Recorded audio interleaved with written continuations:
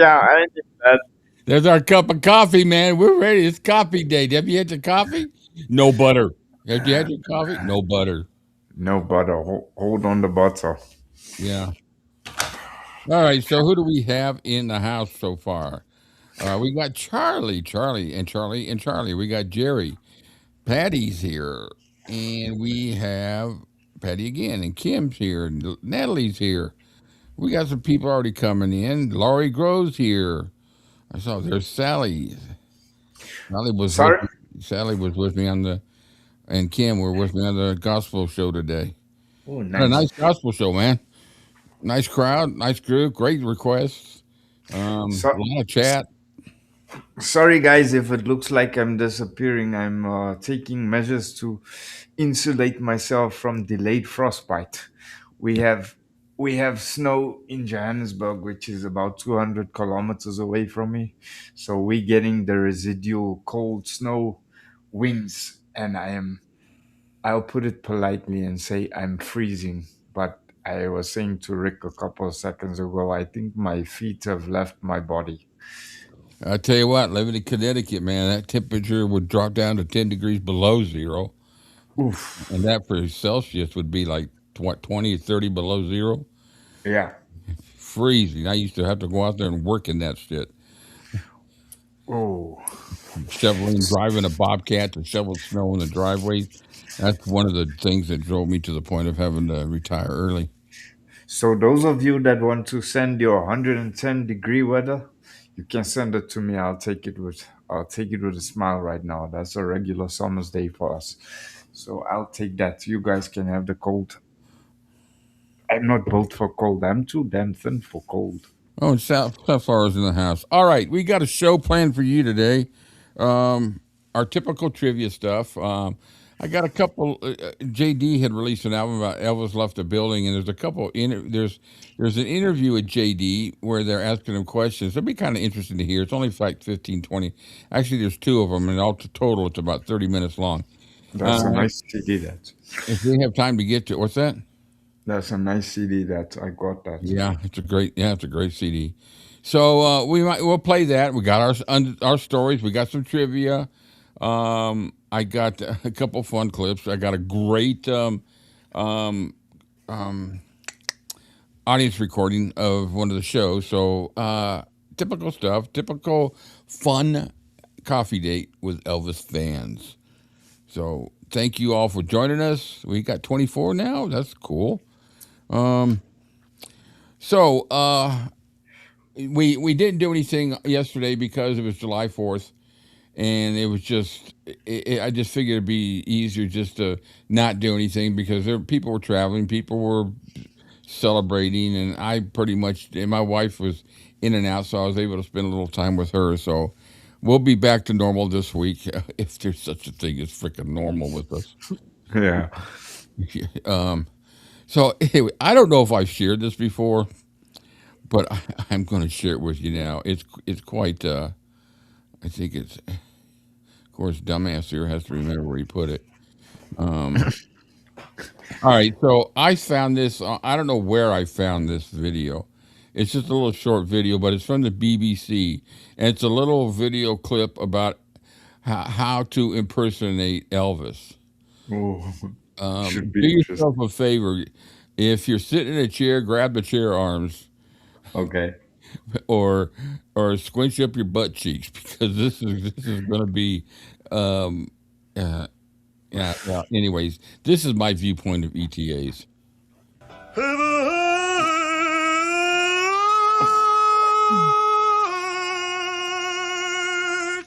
You just wanna be your teddy bear. You put a chain up around my neck and lead me anywhere. Let me be your teddy bear.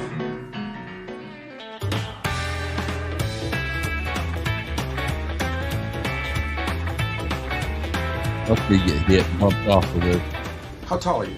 5'8.5".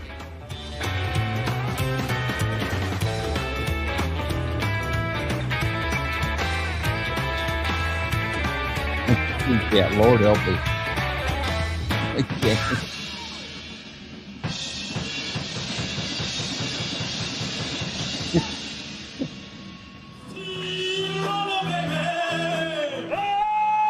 Looks like Jackie Chan.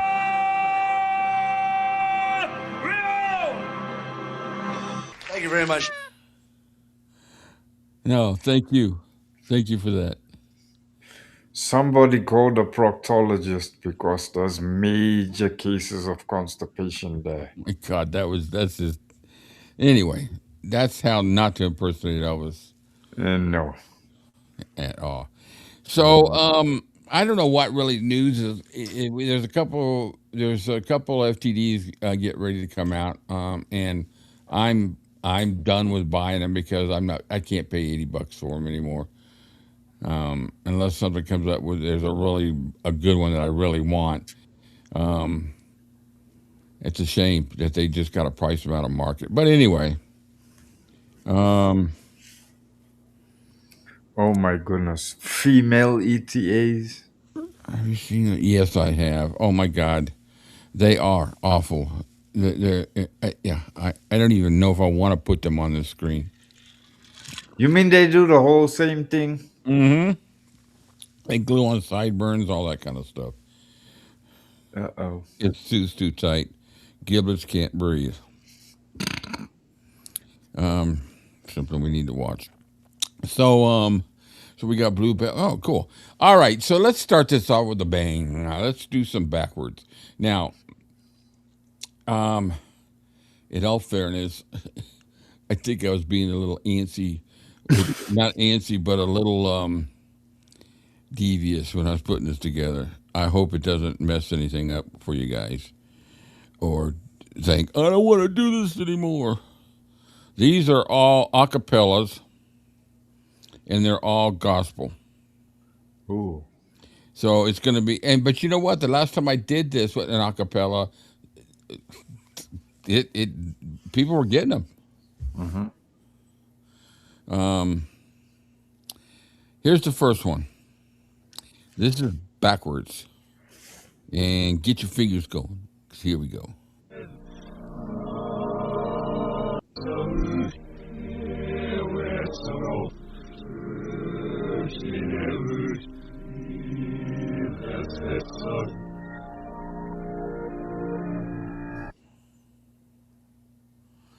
Hmm. Any ideas? Does it sound familiar? Computer, give me 50-50. Computer, give us one right answer and one wrong answer. No, it's not No Peace in the idea. Valley. Only believe. All right, I'll do it one more. Oh, you almost got it there, though, Charlie. You kind of got a little bit.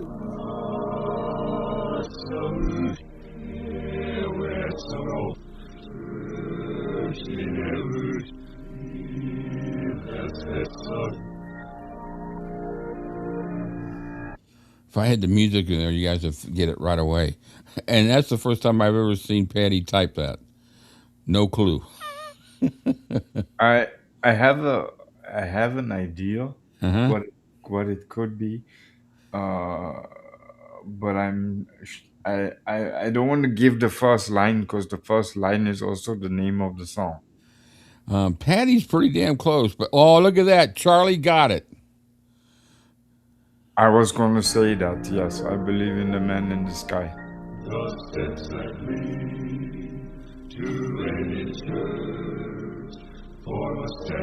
Yep. Very good, Charlie. Thank you, Charlie. I copied from you. Can take a Um, point from me. Patty was close, but not quite. All right, second one.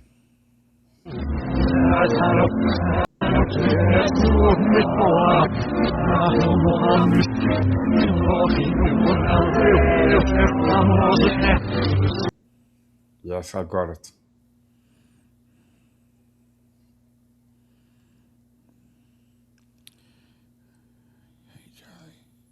All right, here's again. Well, then you need it. You should just still type it. Then for you. No, not swing down, sweet chariot. Here we go.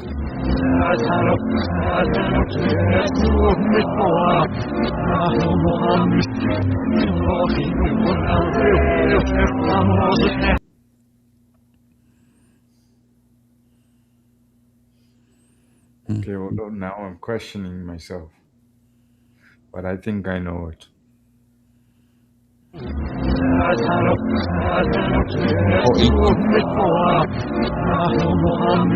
Carrie got it. Very good, Carrie. Okay, I would have been hopelessly wrong because I was going to say Joshua at the battle. I'm gonna walk them golden stairs, 'cause I know my Jesus answers all my. Yeah, it's very similar. Same type of rhythm and beat. Hmm. So that's one for Carrie, and that's one for Charlie. Here's the next one.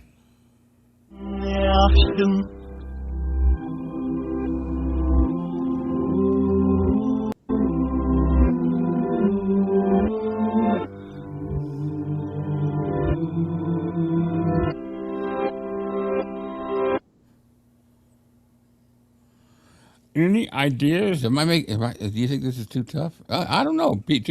They've gotten the first two easily. Yeah, I'm just trying to run through the lyrics in my mind, but reverse it at the same time. There you go.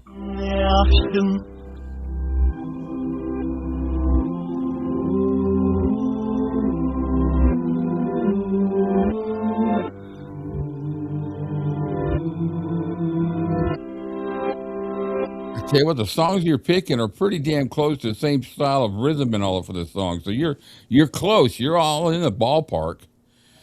Here it is right here. I'm gonna give it 10 more seconds. 1, 2, 3, 4, 5, 6, 7, 8, 9, 10. Oh, no. Okay, here we go. Yeah, was the one I was thinking, but I forgot the name.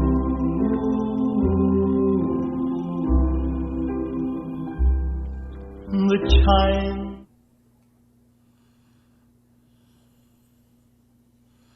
All right. It is no secret.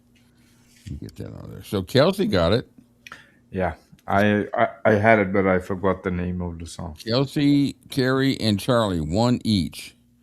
All right, here we go, guys. Next one.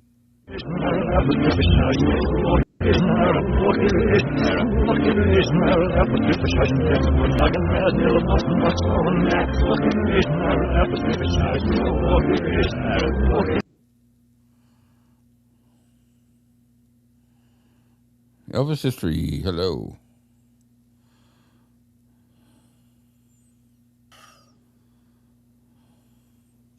We'll try this again.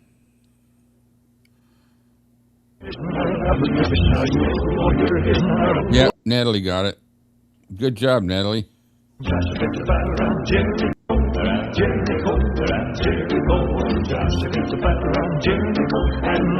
Very good. So we got one each for. See who we got. We got Carrie, we got Kelsey, we got Natalie, and we got Charlie.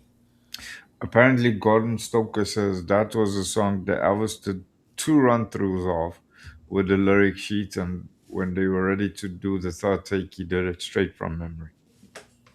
Yeah, he did most of his songs straight from memory. He was able to listen to a song and start singing it totally, every lyric. He's pretty well known for his photographic memory. And that's a complex song to sing anyway, whether you're singing it with a lyric sheet or without. It's still.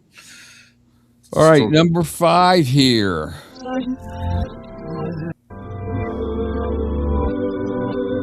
Sorry.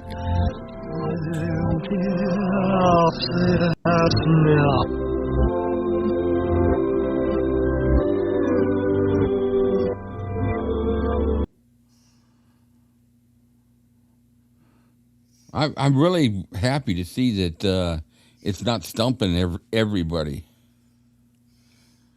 I need more music. Can't get the gospel much. Well, that's the whole idea of doing the acapellas. All right, one more time.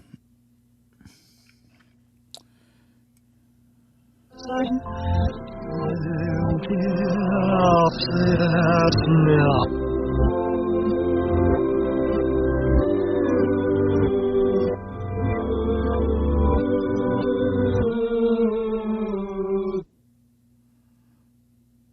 do it one more time if y'all want. If you guys have got like in It Is No Secret What God Can Do. No, we did that. That was a few songs ago. One last time, then I will reveal it. If nobody else reveals it.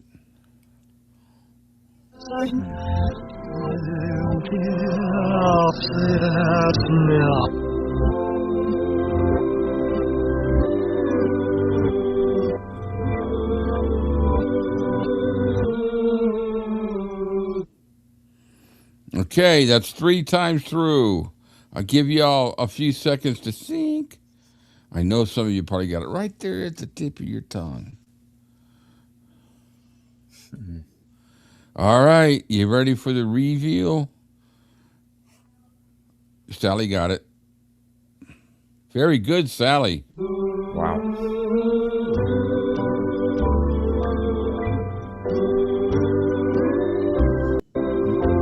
Very good.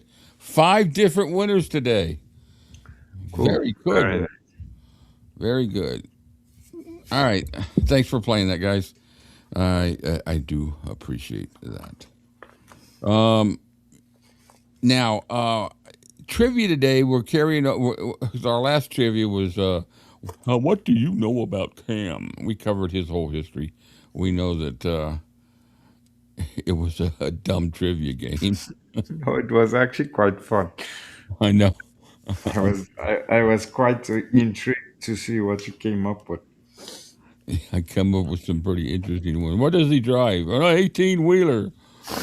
Yeah. There were some pretty funny questions. Yeah. No, I couldn't get him. I set the, or well, put it this way. That's not really totally true because I was putting them in there to do it. But I would listen to it and I couldn't hear the song, even though I knew what it was. I just for some reason I can't get the on the majority of songs the reverse stumps me. I don't know. Maybe I don't know. Anyway, who cares, Rick? So today's trivia, we're going to finish off. Why do I hear beeps? We are going to go to. Okay, so the leaders right now are. It's actually Charlie, and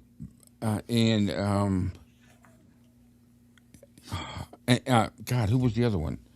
Charlie and I think Den for You are the combined leaders. Oh, Jerry, Charlie, and Den for You are the combined leaders. So today we'll finish off this round of trivia. I'll add them together, and unfortunately I didn't screenshot the thing before I hit reset the results, but I do know what they were. Charlie was up to a total of 10.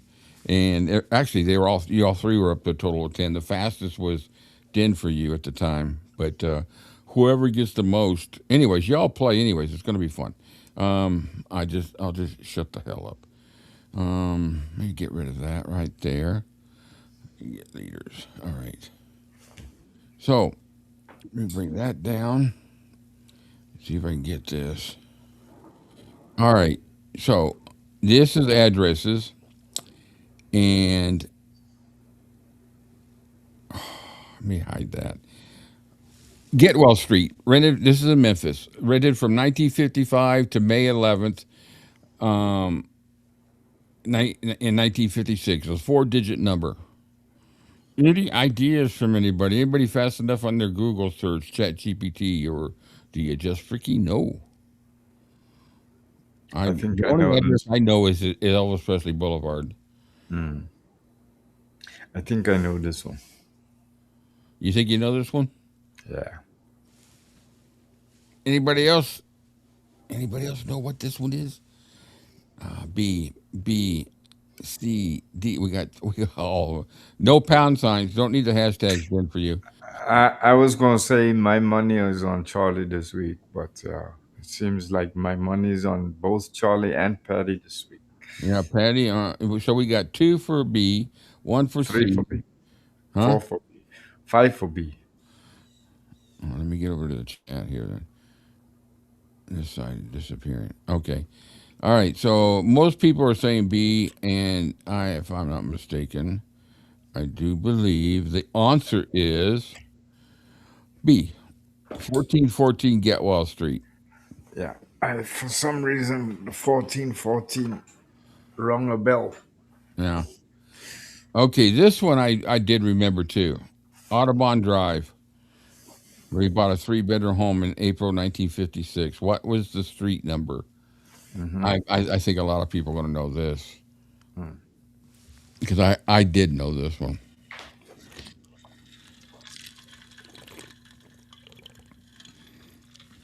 Mm,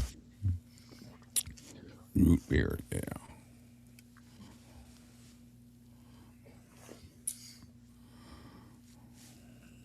So we got A. I, you, you want to go to Vegas and take some odds? Yeah, yeah. I'm with the guys in the chat on this one. All right. So the answer is I must agree though. okay. I gotta have a. I think I do. I gotta have a freaking drum roll in here somewhere. I need a Hmm. drum roll, don't I? Yeah. Or we can go the dating game. All right. So here's the answer. I'm sorry. The answer is A. 1034. That's gonna throw the the results out of whack. Well, maybe not. We'll just move everybody. Everybody got it. All right, number three. Okay, if if nobody gets this, I shouldn't say anything. The next house, Elvis Presley Boulevard, which it wasn't Elvis Presley Boulevard when he lived there. No, it started out as Highway 51 South. Yep. What do we got here? We got a B.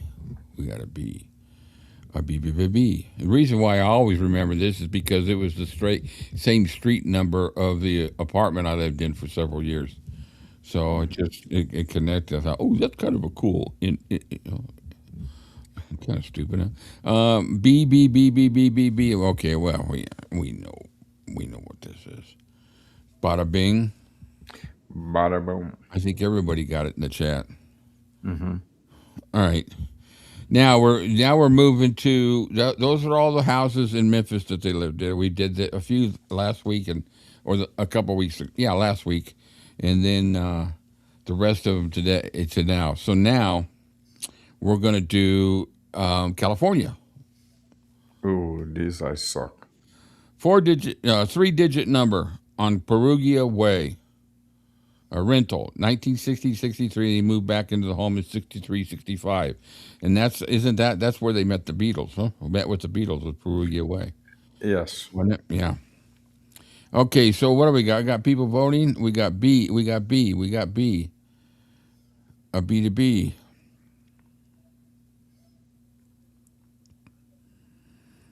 Hello, everyone. Hey, Melon. Hey, Helen. Let's see, France.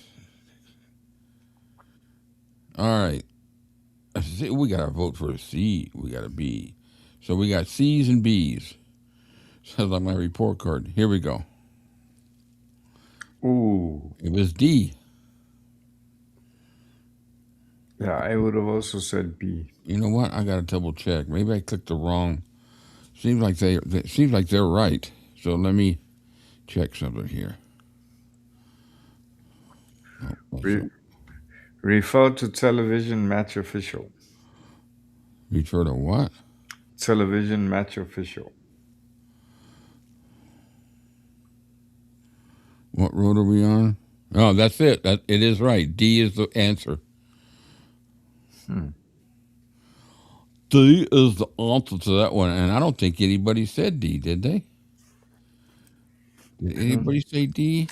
I don't think so. No. He said a lot of people said hi, Helen. That wasn't on the list. Kind of stupid. I got my stupid dad jokes today. All right. Google says 525. I'm looking at the list of all his properties, and it says 565.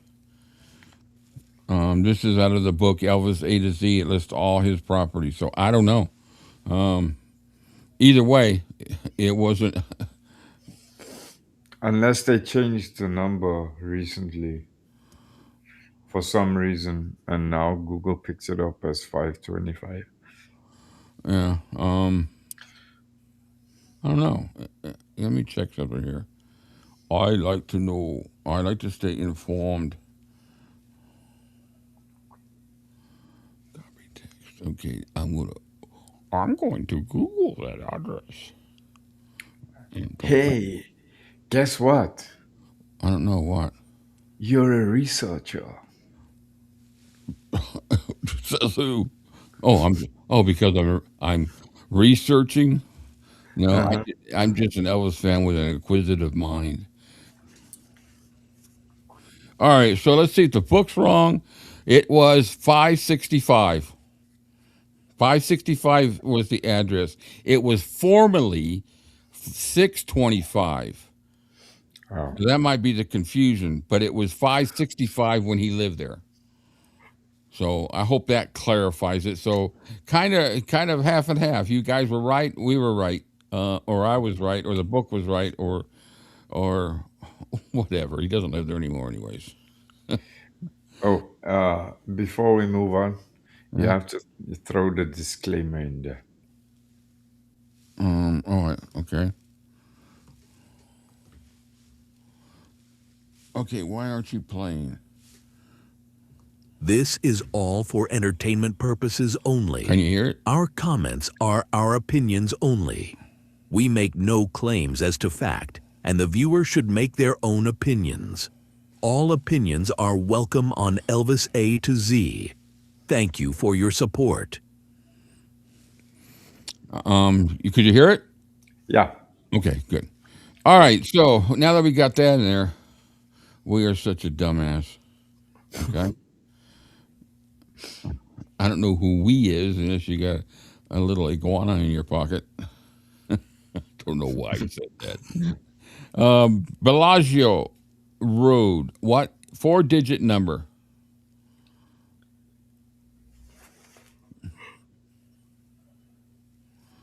Okay, good. You guys did hear it.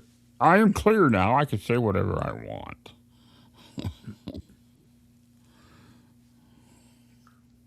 Why am I leaning towards B? There's a B.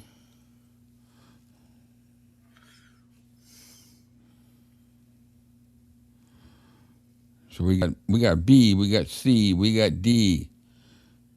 Do I hear A? Do I hear A? A, B, C, D. It's B. C. It's all over the board. C, B. On the answer is, drum roll please. C. One number off. I did that on purpose to kind of trick people. Because sometimes these are too freaking easy. I got a simple mind. I got a fucking perverted mind. Oh, jeez. All right, so that's trivia for today. Now, like I said, I got the interviews of JD. If you guys want to hear it, if you want to hear the interviews, it's actually question and answer. It's really good. It's off the album that he released. Elvis Left the Building, so, like his favorite gospel songs. Freaking awesome album, and it's a nice, clear interview to hear and a question. So I'll play it if you guys want to play it. I do have an audience recording, but the next thing I want to do is I would like to do the stories. The stories, but I first have to find where I put them. They should be in screen. Nope, that's screenshot. I don't want screenshot. Okay, there it is. All right. So Oh, this is this is Elvis-A-Z's new full logo, and so it covers the network. I've done this for the network, and if you look below, it lists all the different programs we do. We got the Goffy date, we got Inside the Studio, the Deep Dive book chats, Zoom movie watches, Elvis watch parties, interviews with Joe Crine, Blue Moon Radio Live, the Gospel Show, and I'm going to squeeze in here the fan club, and this is going to go full blown promo trailers on all of our videos. Our even this when we start when we schedule a live stream, it's all going to be part of trailers to spread the word because I need to get some word out there about the fan club to build up some membership to it. And I'm going to redo that header on that. So I worked a lot this week, and yes, this is probably about 60% done by AI. The other part is me adding the pictures to put it here, put it there. That's my logo that I had in the center. So yeah, if you have a problem, then you can just leave, man. I'm just a researcher. I'm not an artistic person. But it looks fucking awesome though. Yeah, and see, and then that bar across the bottom, is that's good. I've got a blank bar that goes there, and what it's going to do is when I have a trailer for one of the shows, right there, it's going to say right across what show it is. So that'll change out, but this is the general one for the whole network. And if you're wondering what we're doing, I'm pushing this to. It's going to take a while. This isn't going to happen overnight. Our main focus is the fan club because we need to get that really rolling and approved so that we can get even more planning done for this trip to Memphis on the 50th. But I want these shows. I want to start promoting them, and we're gaining some. We're really gaining some viewers. We're gaining this week. We gained 72 new subscribers, and I can prove that. I don't just sit here and spew numbers out there. Wow. We gained 70, and I gained 11 today off the shorts I put up there. And what's happening is some of those are starting. Hey, let me check out this and this with this, and we get new people. Aside from the fact that we've got a lot of new people that have come in from all over, and so the shows that we do on the deep dives, which are going to be even more. We're going to be doing different. I'm going to be doing Blanchard Tool here pretty soon. I just want to clear up a couple things about that, and that's going to be in depth. That's going to make you hate Colonel Parker even more. And if you love him now, you're going to love him just a little bit less. So just to let you know. Let me get rid of this so we can see the chat. Das ist gut, ja. Wunderbar, wunderbar. So what my plan is, and I don't think anybody else is doing this, and I got kind of a snide remark from somebody in a comment. Yeah, you can never do this. Well, they don't know me, so I plan on creating a small little Netflix type network within YouTube where we have the different shows, the different features. I'm gonna do some little short documentaries, but it's not gonna be AI. It's gonna be my voice. I'm working on one now on the "If I Can Dream" song, and it's gonna be really nice. It's gonna only be like a 15-minute video where I narrate it, but it's gonna be impactful. I really believe, and if this goes over well, I'm gonna keep doing them because there's a lot of little small, just little capsules of stories of Elvis that you don't have to do a whole series of deep dives in. You just evaluate a situation, and this is actually me. This is a documentary, a lot upon my perception of the song "If I Can Dream." I lived that period of time in '68. I knew people that went to Vietnam. I know of one person that died, or actually two people that didn't come back from Vietnam. I was very impacted that. I lived in L.A. during the L.A. riots. I saw the impact all of this. And sitting back over the last several years and really understanding more of how much of an impact that song has on the world by watching the reactions of people today who say, man, that's relevant still today. I'm taking it, my documentary in just a nutshell is the impact and the influence of "If I Can Dream" and those events during that time of turmoil. You know, and so what was it about If I Can Dream that gave people some kind of some could call it false hope.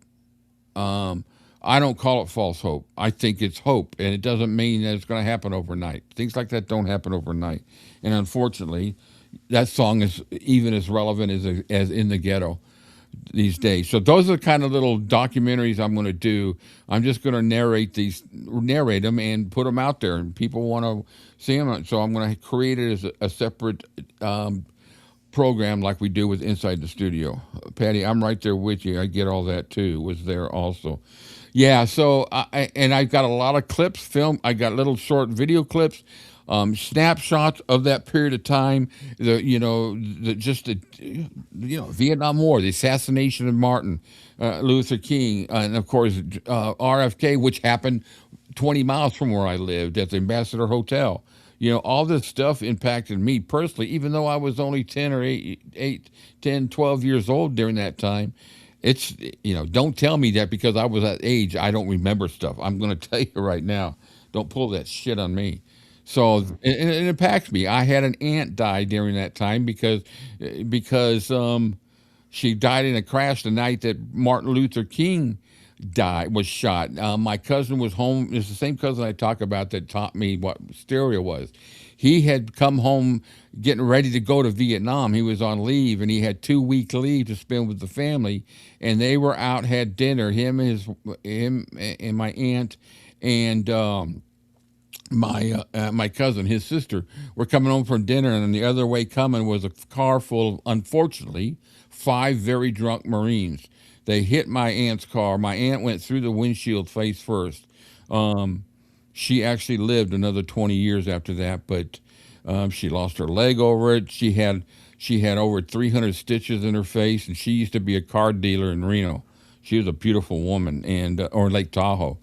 So that all that stuff impacts me. It was just a period of time. If Vietnam War hadn't been going on, my cousin wouldn't have been home on leave, and all. It's just my mind wanders. Anyways, I'm excited about doing documentaries like that. It's not going to be a regular schedule one. It's going to be like special features because everything else we do pretty much keeps me freaking busy. Um, so this audience video was recorded on April 29th, 1973, and I think it's around 12 minutes long. It might be a little bit longer, but it's the afternoon show and the evening show. So there's a couple. They must have gone to both shows, obviously, and so it's not as great as a lot of our videos. The sound seems to be pretty good. I don't know how it'll come across here, but once again, we see Elvis in action. And it's a pretty cool. Anyways, let me shut up. Here we go.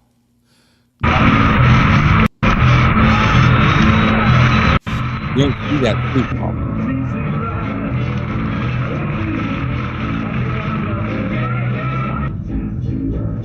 There's up in a minute.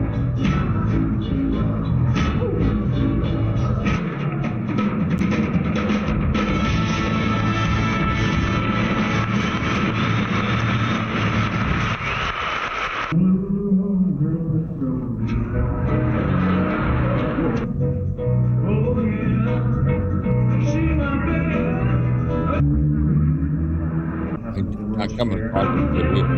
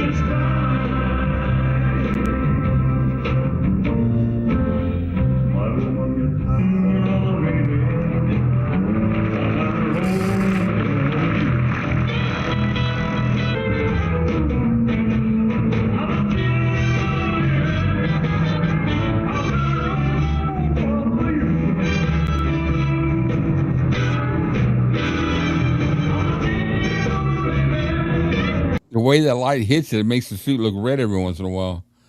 Uh-huh.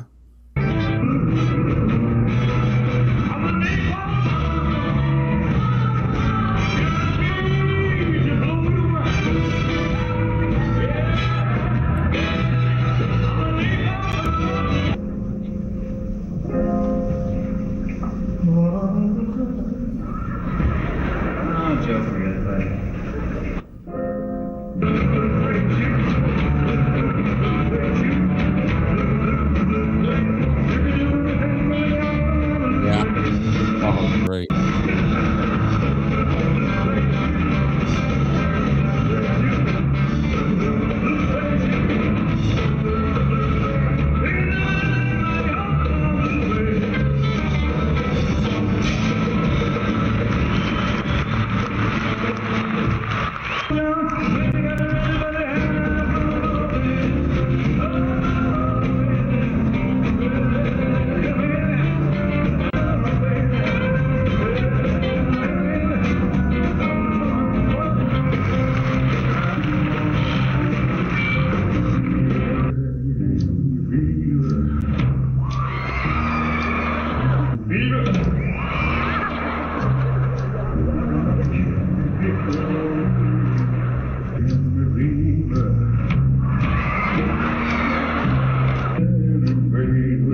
Okay, this was called the Lucky Suit. I thought that was the name of it.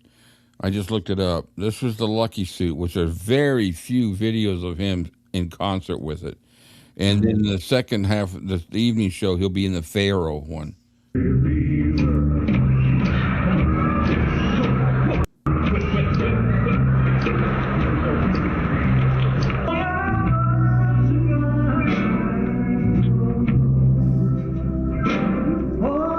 The suit is dark blue, navy blue.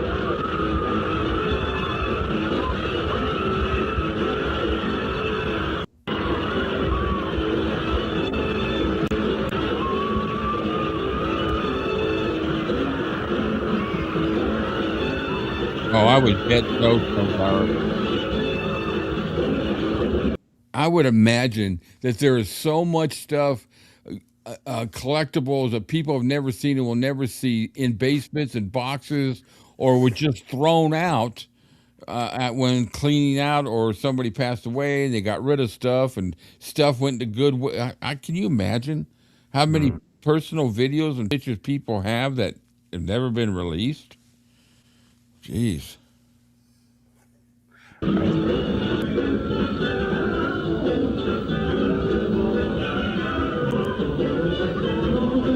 Hello, Kathleen.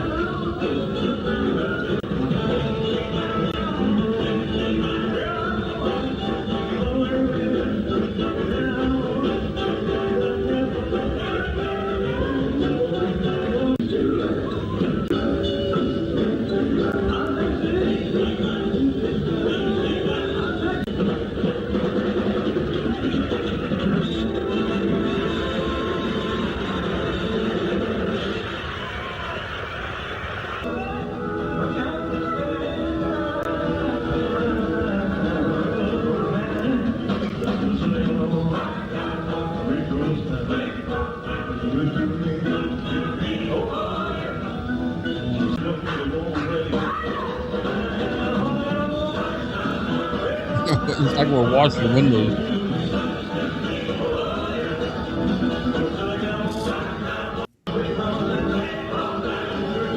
Thank you, Francis.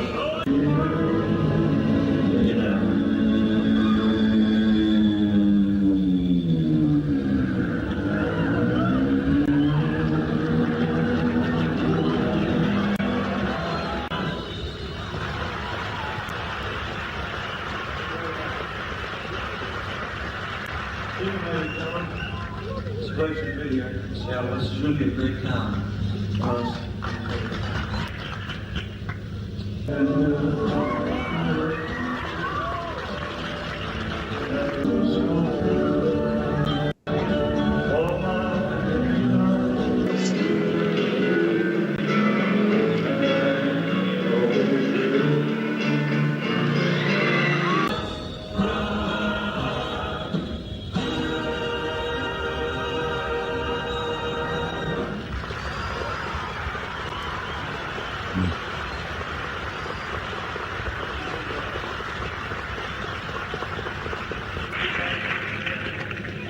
I said, I need it. Just a There's another one. Ooh, look at that. He's bringing it to you there.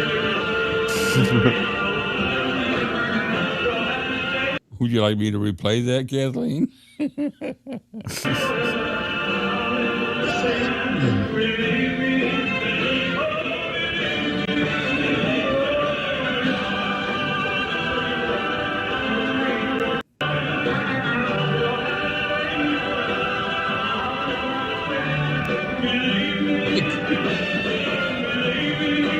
All right. Okay. Here you go. Anybody wants to make a request like that, I'll do it anytime. I'm going to take this back to just before, and then look very. I wish I could do this in slow motion, but I can't. So prepare yourselves. Hold on to your giblets. Check out his.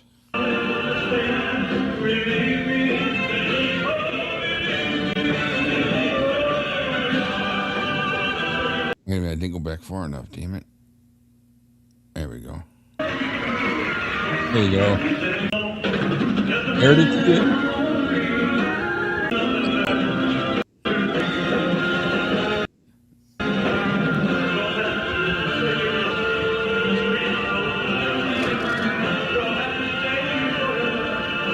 You're welcome.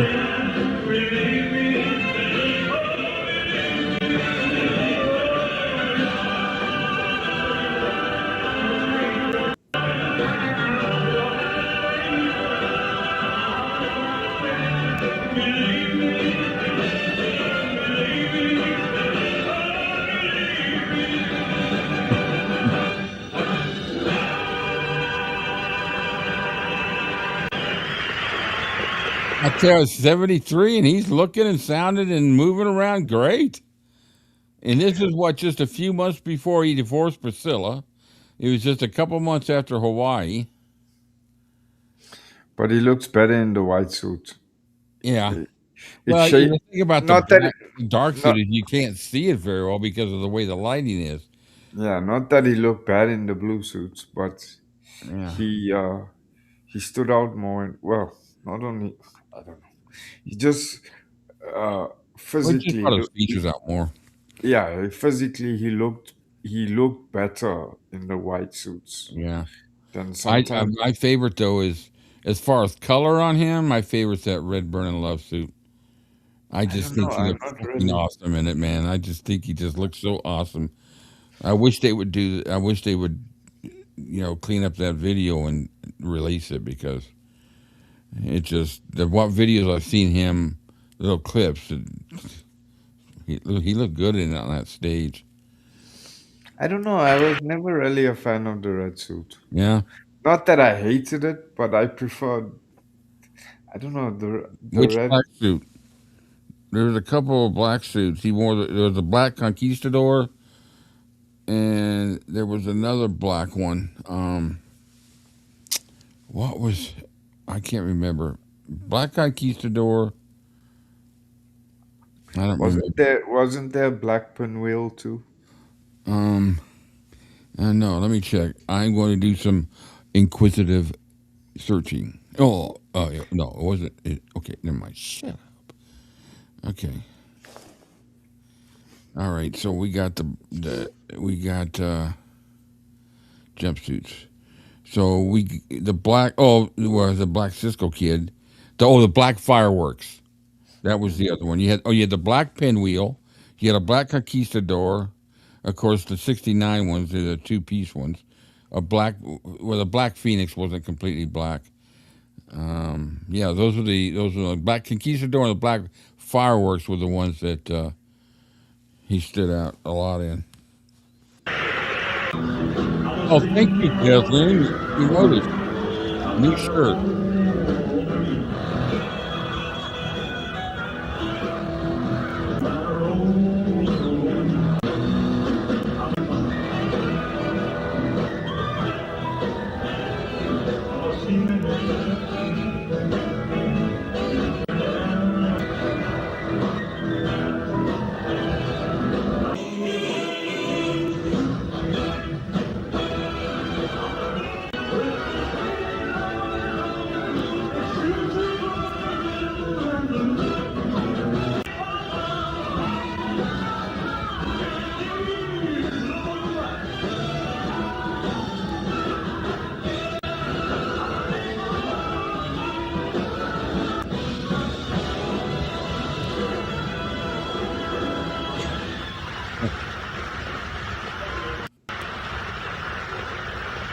Mm.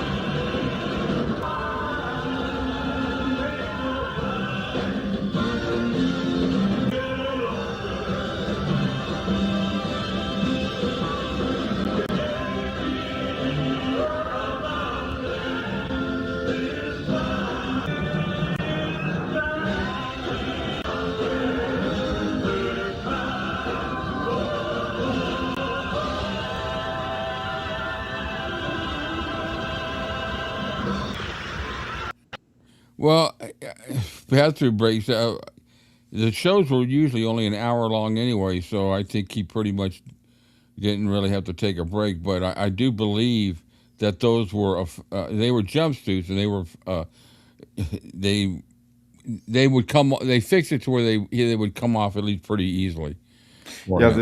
It was this harder for him to get into them than they were to get out of them, is what I read. the zippers came down to just above the navel.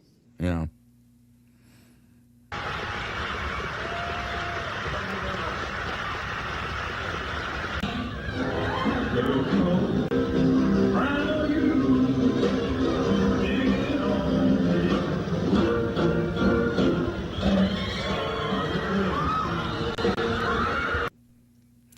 That is it for that one.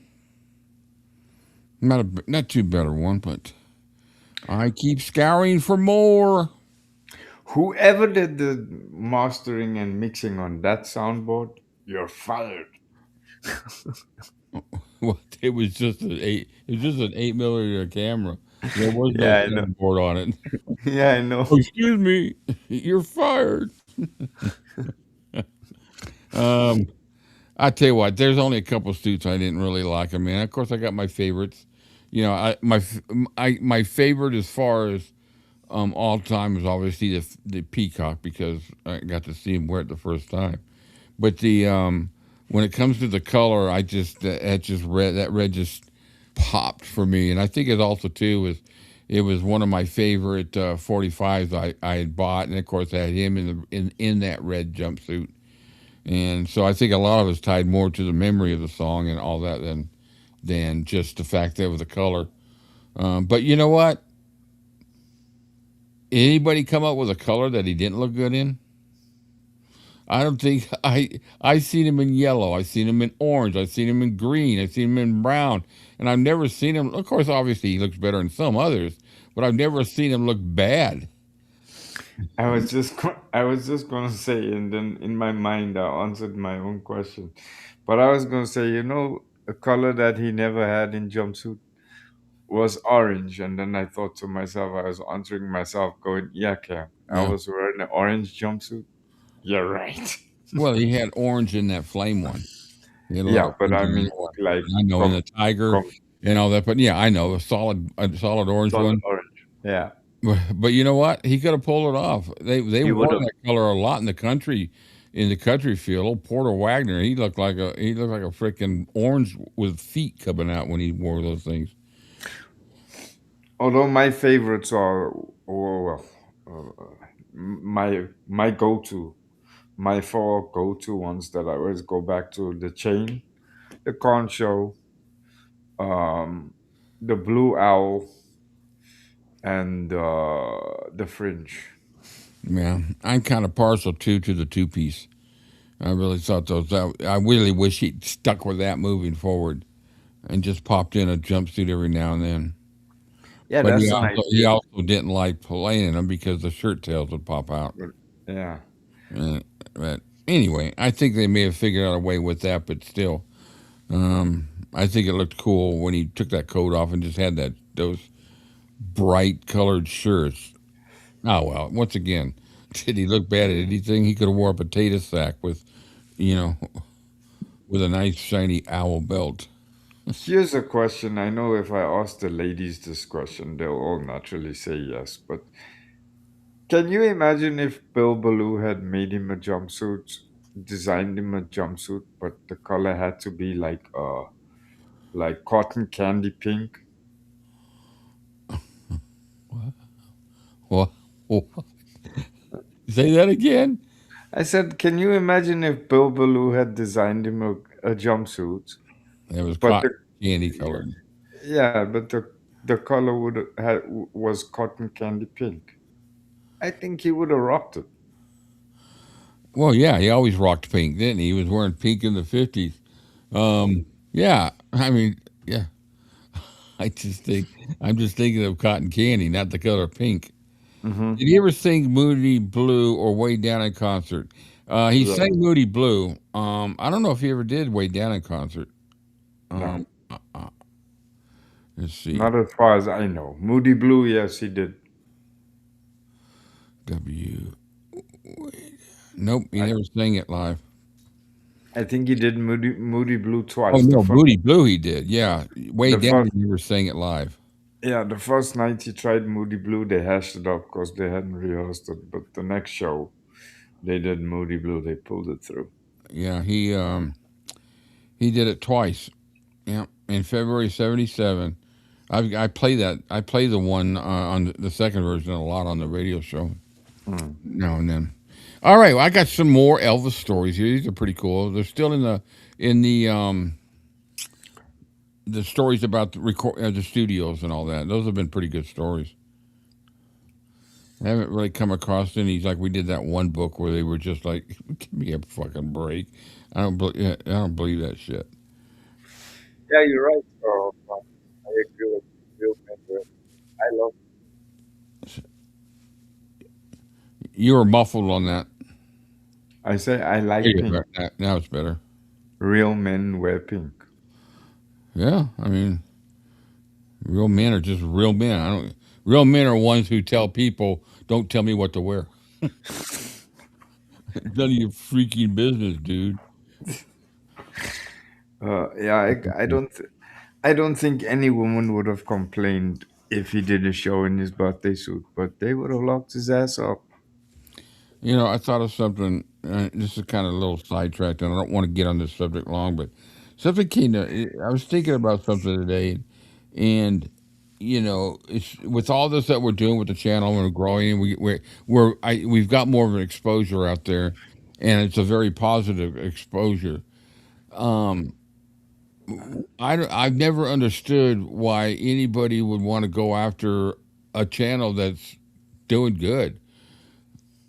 Anyway, I do. I had a couple. I had an email sent to me, and it's just like, fuck you.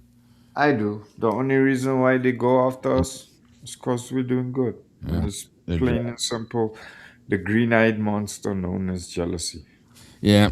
All right. So during the filming of Roustabout in 1964, a choreographed fight sequence unexpectedly resulted in a real injury for Elvis. I hope I didn't read this last week. It sounds familiar. The scene called for Elvis to deliver a karate style strike to stunt performer Glenn Wilder. As Wilder reacted and fell according to the choreography, his leg accidentally swung upward and struck Elvis above the eye. Okay, I don't remember this one. The impact immediately opened a cut, and filming came to a halt as cast and crew rushed to assist. At first, the injury appeared to be a little more than a minor scrape. However, despite repeated attempts to stop the bleeding, it became clear that the wound was more serious than anyone had initially believed. A physician was called to examine Elvis and determined that the blow had caused a deep laceration requiring medical treatment. Elvis was transported to the nearest medical facility where the wound was cleaned and closed with several stitches.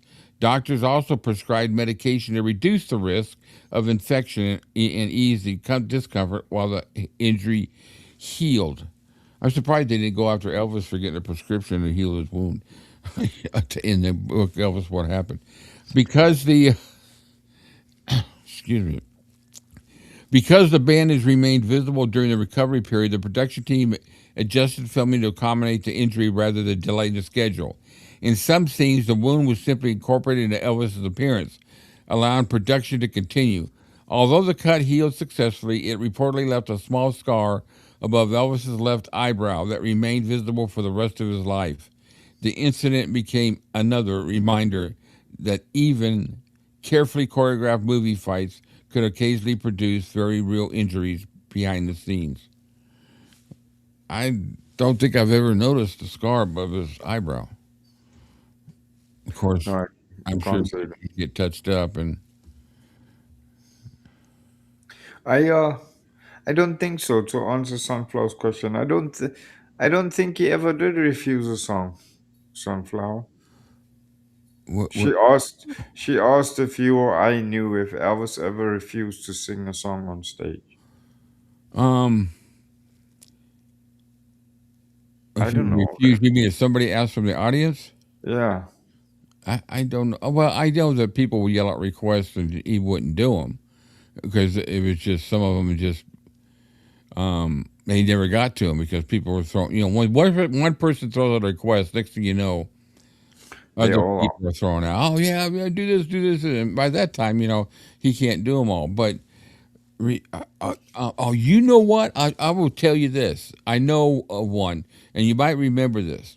Neil Diamond was in the audience, and he Oh introduced yes. Neil Diamond, and somebody yelled out about, "Hey, why don't you The two do a song together?" And mm, Elvis refused. He says, "No, you know, I'm not going to make him come up and work." And Neil Diamond, in his interview, said, he said, "I didn't want to go up there on his stage with him. You know, I was mm, there to see the show." And you know, he said, "But if Elvis had said, you know, come on up, he would have gone up. But he mm, just, you know, it wasn't the right situation." So I do know he refused to do whatever song they were talking. It was probably "Sweet Caroline" or something like that, which mm, was the song he did of Neil Diamond's, as well as and the grass don't pay no mind. hmm. That would have been a cool duet though if they both sang and the grass don't pay no mind. Yeah. That would have been cool to hear them together. All right, so while filming Girl Happy, Elvis portrayed Rusty Wells, the leader of the lively musical group that performed throughout the movie. His on-screen bandmates, played by Gary Crosby, Joby Baker, and Jimmy Hawkins, shared many musical scenes with him during production. One of those performances involved the energetic number "Starting Tonight." As with many musical sequences, the actors were required to move naturally around one another while singing and playing their instrument, making precise timing essential. Yeah, that looks real natural. Mm. Trying to make it look natural that you're walking around playing an instrument. According to accounts from the set, an accidental mishap occurred during one take when Elvis swung his guitar and unintentionally struck Jimmy Hawkins in the mouth. Ow. Ooh. The impact reportedly loosened one of Hawkins' teeth, bringing filming to an immediate stop. Hawkins was quickly taken for dental treatment while the cast and crew assessed the situation. Fortunately, the injury was not considered serious and he was able to return to work after receiving care. Elvis was said to be genuinely upset. Now, yeah, I have no doubt about that, by the accident. Feeling responsible, he apologized to Hawkins several times and expressed concern for his well being. The incident also prompted a practical change in the way similar scenes were staged. To reduce the risk of another accident, the director adjusted the performers' positions during musical numbers, giving everyone a little bit more room to move safely while maintaining the energy of the performance. Although the mishap briefly interrupted production, it became another behind the scenes story illustrating Elvis's concern for his fellow actors and the unexpected challenges that could arise even during carefully choreographed music scenes. Hmm. You know, so a lot of these stories I don't ever remember hearing about. I haven't heard any The, of them. the cut of our, I'm going to be digging out Elvis photos and zooming in, see if I can find a score. But he could have had, you know, over the years, he could have had it plastic surgery done real quick to kind of hide it, or Or the sunlight might have just naturally faded it. yeah, it depends on really how deep it was. Um, All right. Next, during the filming of Tickle Me in Hi, 1964. Emma. Oh, hey, Emma. Welcome to the show. Hello, hello. During the filming of Tickle Me in 1964, an action within an otherwise routine scene resulted in an unexpected injury for Elvis. According to production stories, actress Jocelyn Lynn accidentally struck Elvis. For some reason, he keeps getting hit in the face Mm-hmm. with her elbow after turning unexpectedly during a take. The impact caused his nose to bleed. Ooh, that hurts too. When you get popped in the nose, Mm-hmm. forcing the director to stop filming immediately. Crew members quickly brought towels and ice while Elvis was helped off to the side of the set. At first, everyone assumed the bleeding would stop within a few minutes. Instead, it continued longer than expected, raising concerns about the production staff. After repeated attempts to control the bleeding uh, proved successful, the studio physician was called to examine him. Once the doctor treated the injury and confirmed that it was not serious, Elvis was able to return to work. Despite the what's that? Oh, well, I didn't know you were down there. God, Excuse me. told me I was in trouble, but Christ. All right, who left the door? Well, good evening to you too, old friend. Hey, buddy, how you doing, Rick? What's up, dude? I'm doing fine now that I just got my ass chewed off right here in live stream. You got your ass beat off, and I was in the freaking closet, and I had to come out of the. Never Joe Oh, came out of the closet. Joe, you came out of the closet, Joe? mind. Not as if there was anything wrong with that. No. Yeah, All right, where were we at? you got to cover yourself.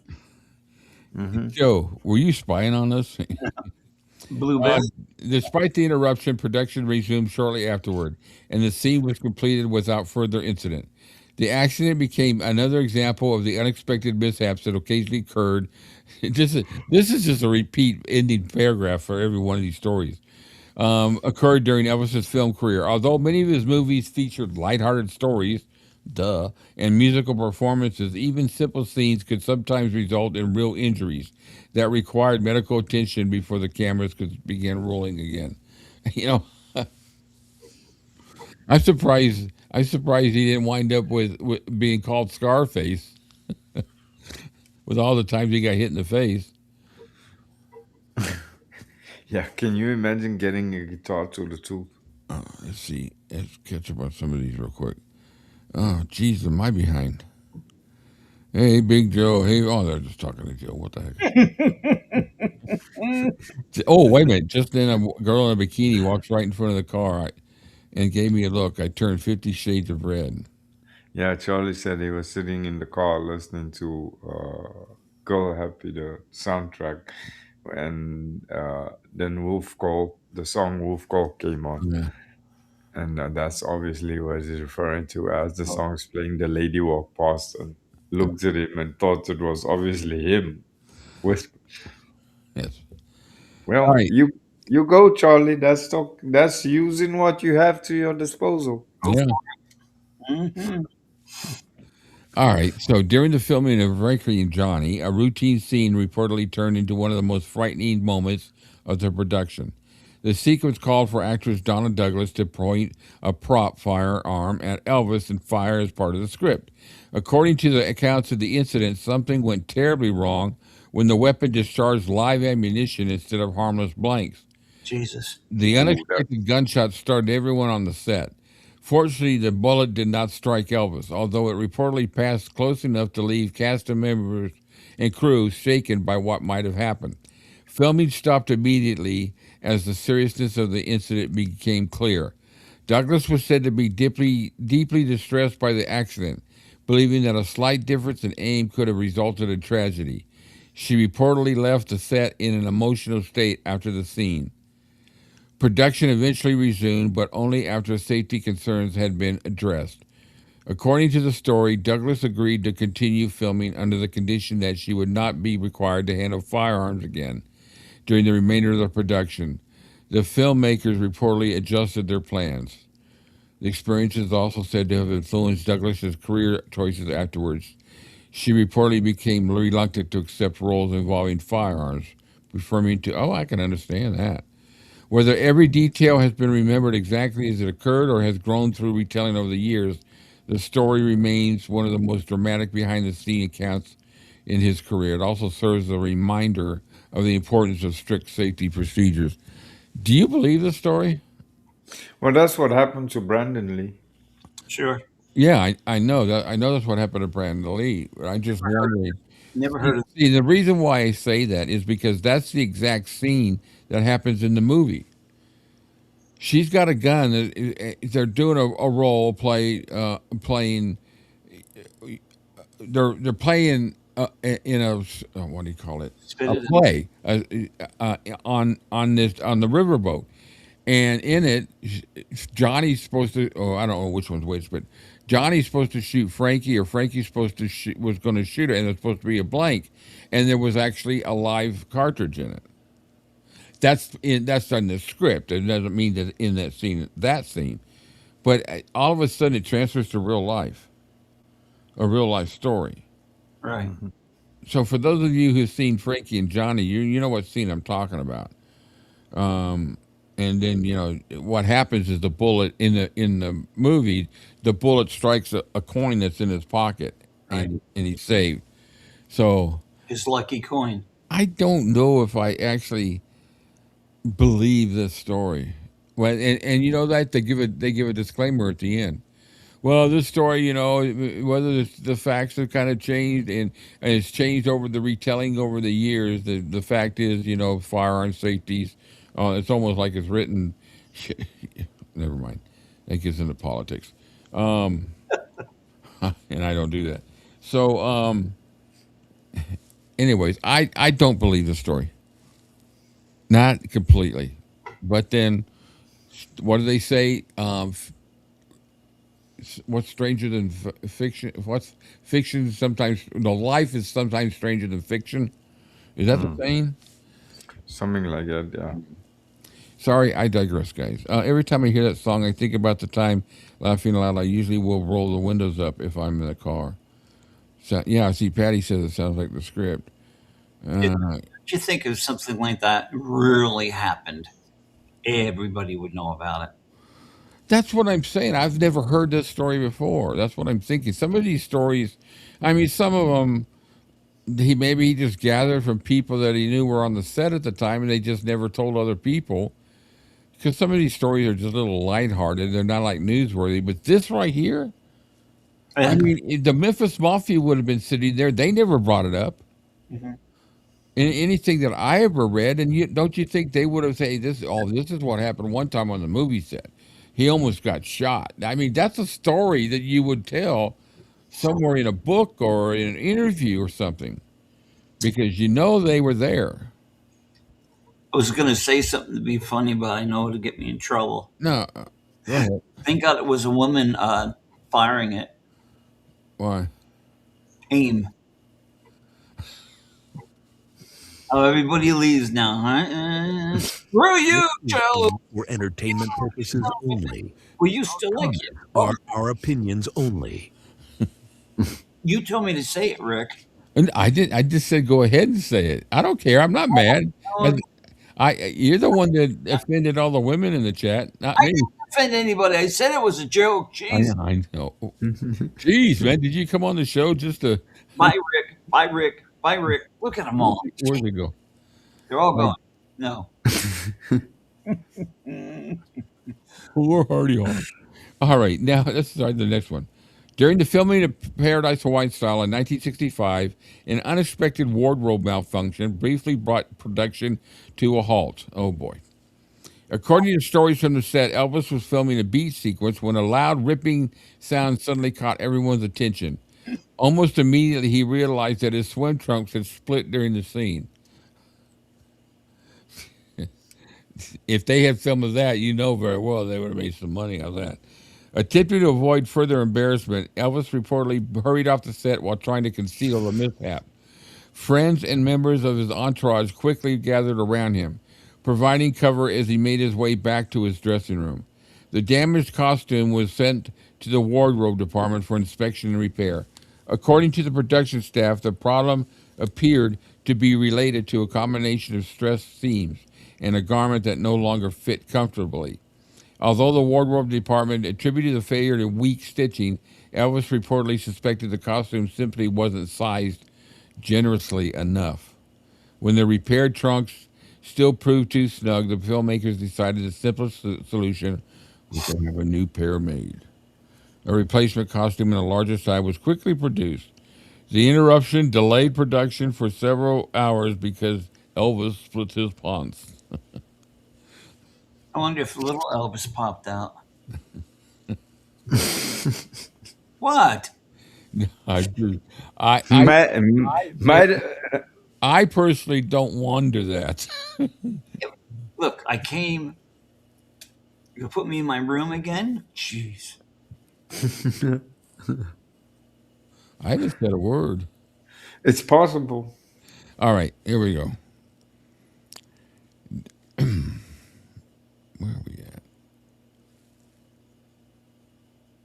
Okay, so during the filming of Spin Out, MGM used Los Angeles Dodgers Stadium to stage several racing sequences for the movie's fictional road race. According to a popular behind the scenes story, three elderly fans, Elvis fans, learned where filming was taking place and made the trip to the stadium hoping to catch a glimpse of their favorite star. Unfamiliar with the production layout, they wandered onto an area where high speed vehicles were being used during filming. This doesn't sound like it's going to have an happy ending. As the race sequence unfolded, the women reportedly found themselves standing dangerously close to the action. Elvis quickly recognized the potential danger and rushed toward them, guiding them out of harm's way before the approaching cars reached their position. In the scramble, Elvis reportedly lost his footing and tumbled to the ground along with one of the women. How convenient. Once everyone realized they were safe, the frightening moment quickly gave way to relief and laughter. The women were deeply grateful for Elvis's quick actions and thanked him enthusiastically. Elvis, relieved that no one had been hurt, reportedly joked that he never would have forgiven himself if anything had happened to them. Before returning to work, he asked the ladies to remain safely in the grandstands while filming continued. They happily agreed, though they requested one favor in return: an autograph from the man who had just come to their rescue. Elvis reportedly smiled and obliged, joking that signing a few autographs was a small price to pay for keeping his fans safe. Just another example of Elvis's instinctive concern for those around him. Yeah, I can believe that. Really? Okay. Yeah, that one I can believe. The one about the Frankie and Johnny one, I'm not exactly 100% on that one. You believe that one? The Frankie and Johnny one, No, one with the the call. last one, Yeah. I believe it. You know, a lot of things like this is I just feel by now we would have heard. The guys would have been there. Somebody would have said something. Esposito and all of them were going to be there up his ass. None of them have ever said anything about Elvis being a hero in doing this. Yeah, I don't know. Yeah, this book. Well, somebody did. They put them. This is the book they put it in. But I agree with you. Nothing came from the Memphis Mafia. No. And they were the ones that were. That one with the gun. Yeah. There's no way that all those limp pickles. I can't think of anything else. Is that the first time you said pickles on this show? Well, that's the only time I've ever said pickles. In that Period, on context, any show. yeah. Didn't you have a big pickle? Was it the last show that you lifted? Oh well, yeah, I had one, but I didn't say pickle. I just said, "Here, look." It was a pickle, wasn't it? Yeah, it was a pickle. It was a pickle spear. Get that old man in here. I guess get off freaking pickles. What the hell were we talking about now? We get into pickles. You started it. You were talking about the movie scene stories Oh, and yeah. how Yeah, those four limp pickles, the Memphis Mafia. there's not a none of them could keep a secret, anyways. And to ask all of them to have never said anything about the gun incident, bullshit. I just don't believe it. I think, bye, Patty. Thanks a lot. I just don't think if it passes the smell test. Well, Although there's an opposite side to the fence too. Maybe the guys were so busy making up fabricated stories that they no longer could remember what was fact and what was bullshit. yeah, yeah, Yeah, yeah. I can understand that.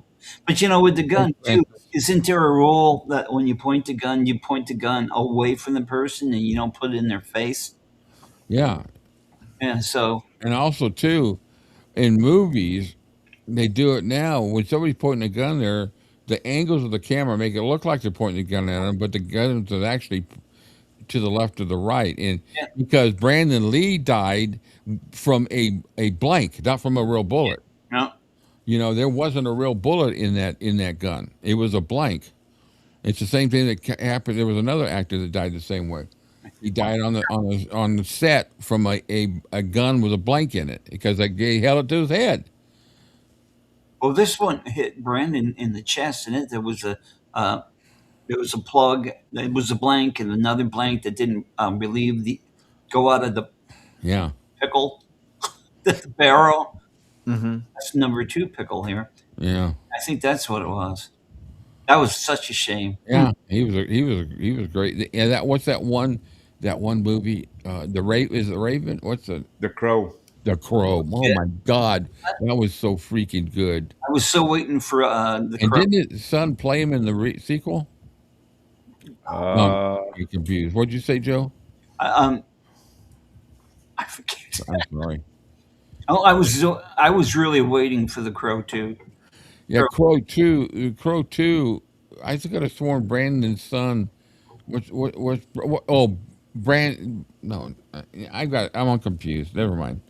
I don't know. I'm thinking of Bruce Lee. Never Yeah, mind. just relax, Joe. The Crow was such a great. Yeah, No, it was. It was good. sad. Shooting scenes. Oh my God, I loved them. I remember watching that film as a young teenager, and as dark as it was, that movie did something to me. Although I didn't realize it at the time, Yeah, it's still one of my favorite cult movies to watch. yeah, I watched that when I was a young man. You're still a young man, Joe. Oh, I'll, yeah. I'll get you the rest of that money when I have it. You guys are both still young. It's just you guys have natural highlights. It's what happens when you acquire knowledge. Natural Life highlight. life knowledge. Your hair changes color and it highlights naturally. Wow. I would have taped that. That, that's deep. See, mine's only starting. That means I only have a little bit of knowledge. Hey, Either that or you got a black sharpie. Yay! hey, Amy. Oh, Hey, Amy, welcome to the show. Welcome, We've welcome. uh, we've done trivia. You missed the trivia. It was and in the backwards songs were a cappella gospel songs, oh, and Hmm. I can believe it. 5 different people got Yeah, got those. I hope your trip's going good. Um, be safe. yeah, yeah, yeah, definitely be safe. yeah. July 4th weekends are usually the highest in highway accidents. So yeah, definitely be safe. Um, And stay away from injuries. for anybody, I'm going to mention my Facebook group page for those of you who don't know about it. But I'm not doing this to get you kind of over to it because it's a subject that a lot of people just don't want to deal with, or it's directed.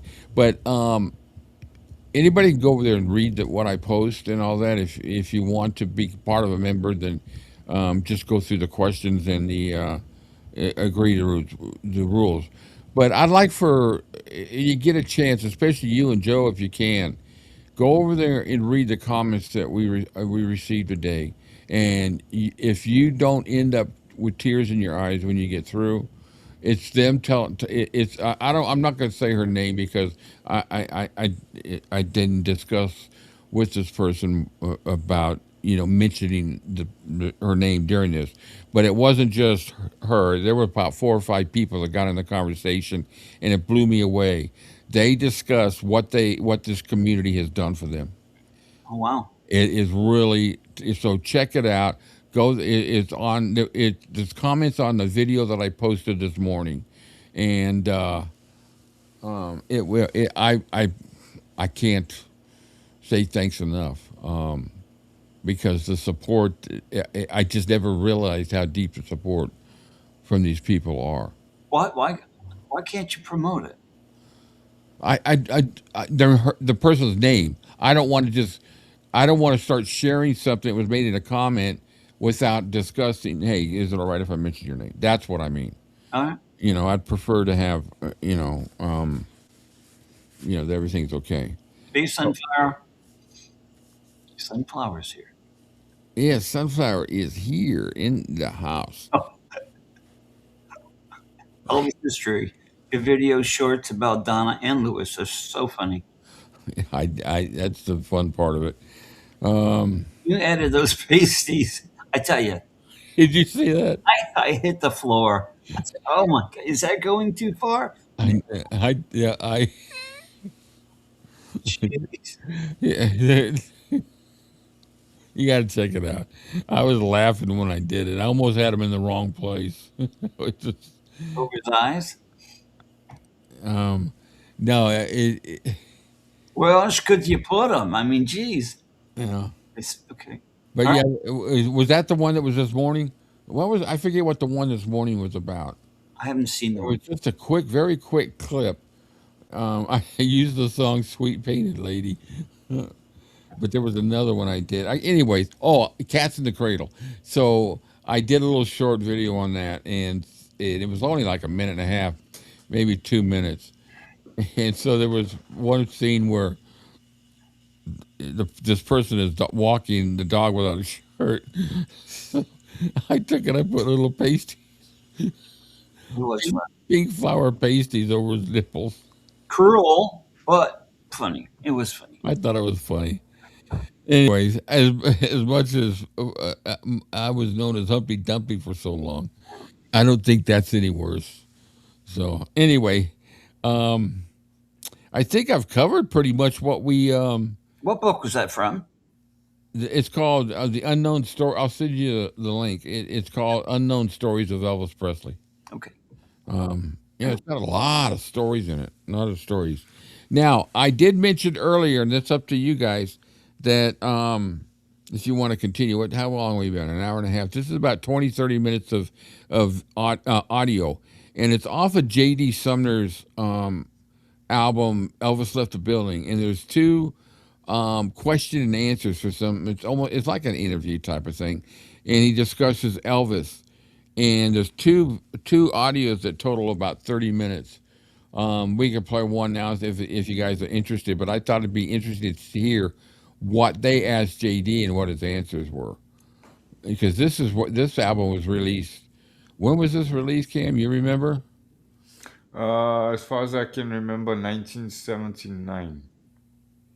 Not too long It was close. after he passed away. Yeah. Or early 78.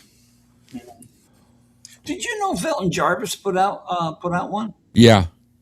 Very hard to find. If anybody has one, you want to An get album, a whole album, or just a song? just 45. Yeah, I've got a copy of it. Yeah, I hate you. I've been looking for one I for can't win today, can I? Here, you know what? I think maybe you need a cup of coffee.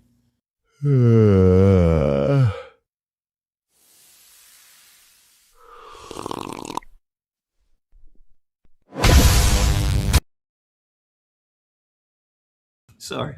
That should make you feel better. I do. Nice cup of coffee. Yeah, if are you interested in listening to these at all? How about you guys? Or are you guys ready to go? Oh, No, I can. I'm good. I got my coffee now. Everything's fine. Okay. The one thing I got to do is find him now. Amy, we talked about pickles without you being here. I tried to stop them. Oh, it was released in the latter part of '77, Another part of according 77. Wow. according to Discogs. All right. So here's the first part of it. Here at This guy's Cavalcade of out. News in Nashville, Tennessee, we've been deluged with questions and inquiries as to the controversy surrounding possibly the hoax of the death of Elvis Presley. And we figured to get to the source, we'll have to go directly to the source, and that is to the man who was responsible for setting up the funeral and handling the funeral arrangements for Elvis Presley, his longtime friend and bass singer, Mr. J.D. Sumner. And he's agreed to meet with some of us here from the Cavalcade of News publication to ask some questions. Mr. Sumner, how did you first come to meet Elvis, and under what circumstances? Elvis lived 2 blocks from the Ellis Auditorium in Memphis, Tennessee. Was a young boy of 14 years old, and he used to come to the gospel sings that the Blackwood brothers had at the Ellis Auditorium in Memphis. And at that time, he was 14 years old and was not in the business, just coming to hear us sing. He would stand around backstage and hang around with me, ask questions, and that's the way I first met Elvis Presley. Of course, at that time, I didn't even know his name. So he was just a fan hanging around backstage for all you knew.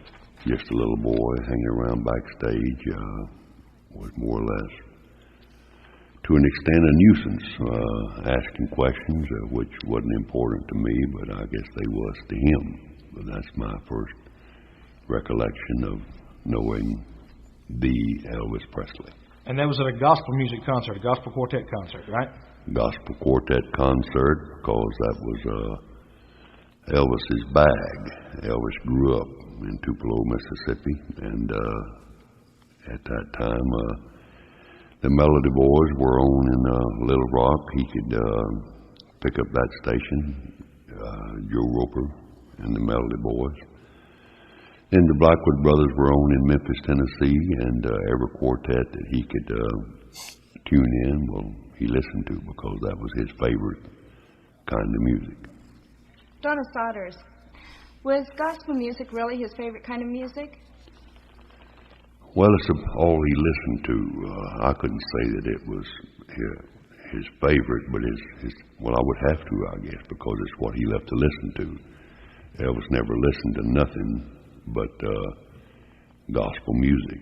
Even in his music room or television room now at Graceland, you can go by and look at the records, the albums that are on display there, and you will see nothing but gospel quartets, including the Blackwood brothers, the Stamps, the Statesmen, Florida Boys, the Imperials, Spear family. He had them all. Well, Mr. Sumner, how did your group, the Stamps and yourself, begin working with Elvis? Well, years ago, I had Sumar Talent Agency. In that agency, I had the Imperials, and it was sort of a management booking agency. Yeah, it is. And the Imperials were working with Elvis. And they also started booking with Jimmy Dean. And they had a double booking. They come up and had some dates booked with Jimmy Dean, and Elvis decided he wanted to make a tour. When Elvis decided he wanted to go, well... What's that? They hated Jimmy. Jimmy Rogers? No, am I wrong on the wrong Jimmy? Jimmy, I probably got the wrong person. Sorry. No, you mean Jimmy Dean? Yeah. The Jimmy Dean sausage? Cisco, I forgot. Yeah. Yeah, he had that business, Jimmy Dean sausage, later in the years, which was really the pretty damn good sausage. He wanted to go. And came up that the Imperials were under contract to Jimmy Dean and could not make this tour. So Elvis called me and wanted me to get him a quartet that was good enough to go with him on this tour to replace the Imperials. At that time, I had Richard Sturban, who is now with the Oak Ridge Boys, singing bass.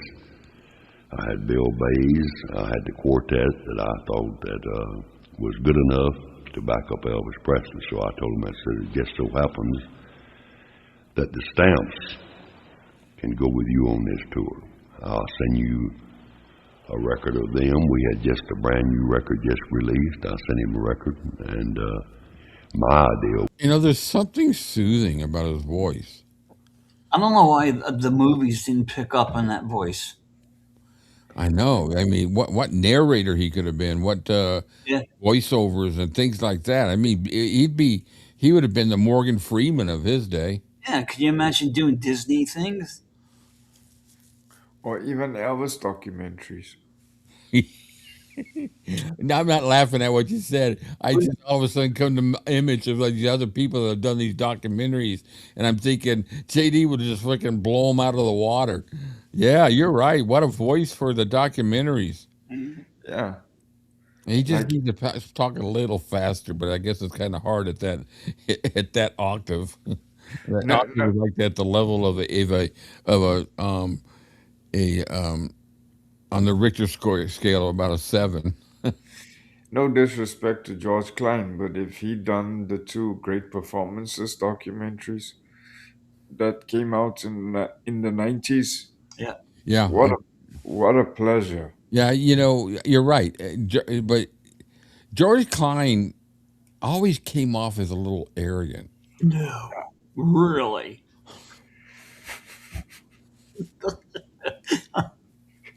I'm gonna need a drink after this show, and I don't even drink. Joe, go away. Yeah. No, JD's just so soothing, and people I could sit here and listen to his voice just Yeah. talking. Yeah. Wow, get one of those. Yeah, there you go, James Earl Jones style. There you go. Yeah. Very similar to that, man. I Yeah. love James Earl Jones in the movies and oh man, Field of Dreams. Was to put the stamps on there, and me at that time I was trying to retire. Is the reason I hired Richard Sturban. So I thought if I could get the Stamps Quartet a gig that I wouldn't have to sing on, then I could go and play golf, stay with my wife. But it didn't work out that way. When we got to Milwaukee, our first date to start the tour, to start rehearsing, I went along just to see that the Stamps Quartet done their job and done it right to get everything under control. But Elvis told me, and in fact in the rehearsal room, I was sitting out in a chair and everybody else was up on the little stage that they had built to rehearse, and Elvis said, "Get up here, JD, I want you to sing bass." I said, "You don't need me, I got a bass singer." He said, "No, I want you. I want some of those 56 endings." Like what he meant by that was the way I always slur down on the end of a song. Ooh, yeah. That's what he wanted. And Wow. so I found myself backing up Elvis Presley when it wasn't my intentions. Today on the gospel show, I played "Sweet Sweet Spirit," and I did some research on the song before, and we know that was recorded at Hampton Roads. But did you know that when Elvis he introduced JD and Sumner, they were going to sing the song. He actually almost walked off the stage to give them the whole stage. He walked all the way to the other end of the stage, and there wasn't any view of anybody. He gave that whole stage to JD. Wow. That says that just blew me away. I never knew that, and also too, that song was never really released outside of bootlegs that may have been out there to the public until it the 2022 box set. Wow. And all those other years, all those it's however many years it was, 50 years. I love listening to that song though. That's the right thing for him to do is to walk off. So Yeah, just looking at that person. I just thinking about the stars today that would just stand there and know, they might step in. I mean, there's some. I'm not. And when I make these statements, I don't blank. I don't make it a complete blanket of all because there's some really good respect. I hear, even though I do show my dislike for Taylor Swift, I do hear great stories of how she deals with the people that work for her, the bonuses, how she cares for them, and that softens the blow of what I feel about her. But that says a lot, and that doesn't happen these days. You There, know, the way I see it with those kind of artists. Yeah, I've got my opinions about them too, but so do other people. I look at it and say, some people like cotton candy, other people like Jello. mhm, You know, yeah. most of the young people of today, when you talk about Elvis, they kind of have the same reaction we have to artists like Britney Spears and Taylor Swift, and that's okay too. Yeah, Elvis would walk off sometimes too and sit with the girls. Mm. yeah. He was doing something. If one of the guys was doing a solo when he was doing the introductions, he'd go over there sitting next to him while James did a lead when they started doing the little instrument, the little solos. Like Ronnie Tudd does this. I think it's like about a 2 and a 2.5 minute drum solo. Freaking incredible! If you've never seen it, Uh-uh. that's just or ever heard it or whatever. It's awesome. But yeah, so I just kind of laughing. I'm thinking Cam's got a hunger for cotton candy today because earlier we were talking about the jumpsuits and now we're talking about this and he's bringing up cotton. I've never heard him mention cotton candy as long as I've known him. Today he thought Elvis would look good in a cotton candy pink jumpsuit, which he would have rocked it. And then I just started. I'm sorry, I just got it. Just made me laugh. I thought this boy's hungry. He wants to go to the carnival, man. Let's go. A Hmm. pink jumpsuit. Yeah. Yeah, I think he would have looked fucking brilliant in the pink. Like the dark pink he used to wear in the Yeah, 50s? yeah. Yeah, I like Yeah, that. like that same color pink, that With the popping. right, with the Bill Ballou would be able to make it pop right. Yeah. He would have been able to do that. In the 50s, I think that was a completely different. It's not like a lot of people think of the pink now. Mm-mm. Yeah, but he also wore a totem pole for a jumpsuit, so I think I could go for the pink. Totem, I, you got me totem pole. He What? had a jumpsuit was called the totem pole. It mm. was the design of it made it look like a totem pole. It was that big black one where he's got the U neck there, and anyways. I don't want to get to it. I know a lot of people may like that, but let's get back to JD and get soothed again. You'll have to send a pic. What's that? You'll have to send a picture so I know which one you're talking. Okay, yeah, I'll put it up here in a second. Mr. Sumner, my name's David Taylor, and I'm from Ramsey, Mississippi. And was there any drugs involved in the organization? There was a lot of drugs, a lot of different kinds of pills. The Stanley boys, some of my boys. I never used any drugs, but there was a lot of drugs. Elvis Presley was on prescribed drugs. Elvis had glaucoma. He had a colon problem. He had different problems that he was on prescribed drugs. But there was a lot of drugs that were gotten in Elvis's name that Elvis knew nothing about. And when they would get to Las Vegas, even some of the Stamps Quartet would get into that black bag and get a handful of different kinds of pills. Why would you say? I never took one pill to. What's that, Joe? I said, why would he even bring that up? I mean, I know somebody who has a fit about people who bring up the drug thing all the time, and I agree with him. Yeah. I agree with him. Yeah, this is the first time I've listened to this, or at least been quite a while. I don't know. It's almost like I feel like he's failing at trying to defend him against the people that say he is, he was a drug addict and drugs. Yeah. And it's almost like I think his intention is, where I'm going to, defend that remark, and then it fails because it's the way he talks about it. All he had to do was to say, Elvis was never. What was the question the guy asked him, anyways? I would have just told the guy, What fuck was off. I'm not going to talk about that. But he brought was up that he smoked marijuana because that's what he meant when he talked about the glaucoma. Yeah, yeah? well, He yeah, asked were there any drugs within the Elvis yeah. group. Okay, yeah, that's right. I don't know if I was JD, I would have just said, I don't know. You'll have to ask them. Yeah, cool. Bye. Yeah, leave it at that. Who he was? He says he saw it, but yeah, I think it's different if it's an interview, like I tried to ask Lamar Fike, yeah. but he's bringing it out by himself. Someone's not almost. And this is actually being recorded for this album too. Mhm. So, all right. Supposed to pick you up or keep you awake, and it was a black widow, a black spider, or something or other. And I took one of them and chewed my tongue for 4 days, and that's the last one I ever took. But there was a lot of drugs, but there wasn't for Elvis Presley. They were bought in his name. There was prescriptions that was forged.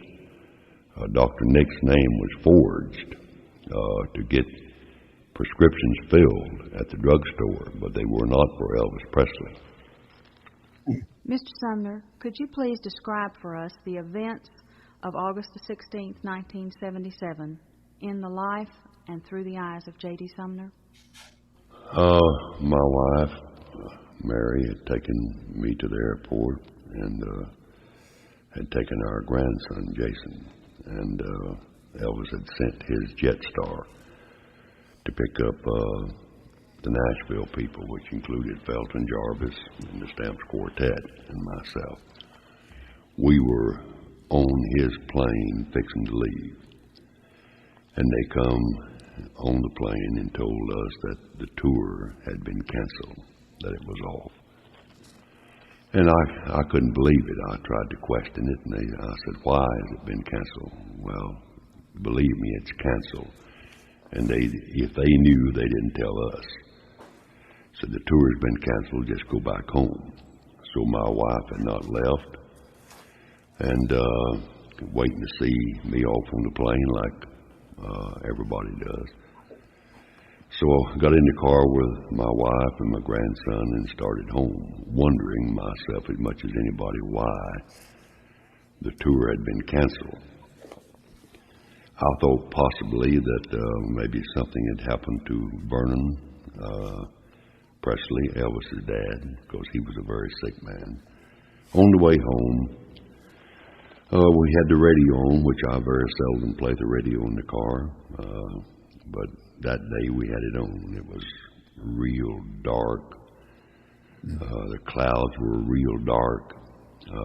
Looked like it was going to storm.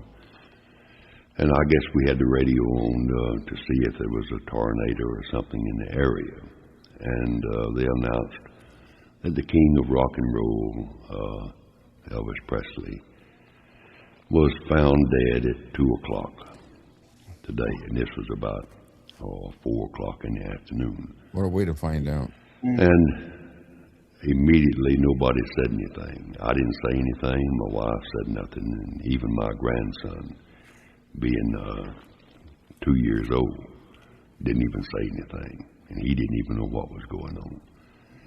But I didn't believe that Elvis was dead. I thought, well, this is either a thing that the colonel has pulled for publicity, or either Vernon's dead and there's been some mistake.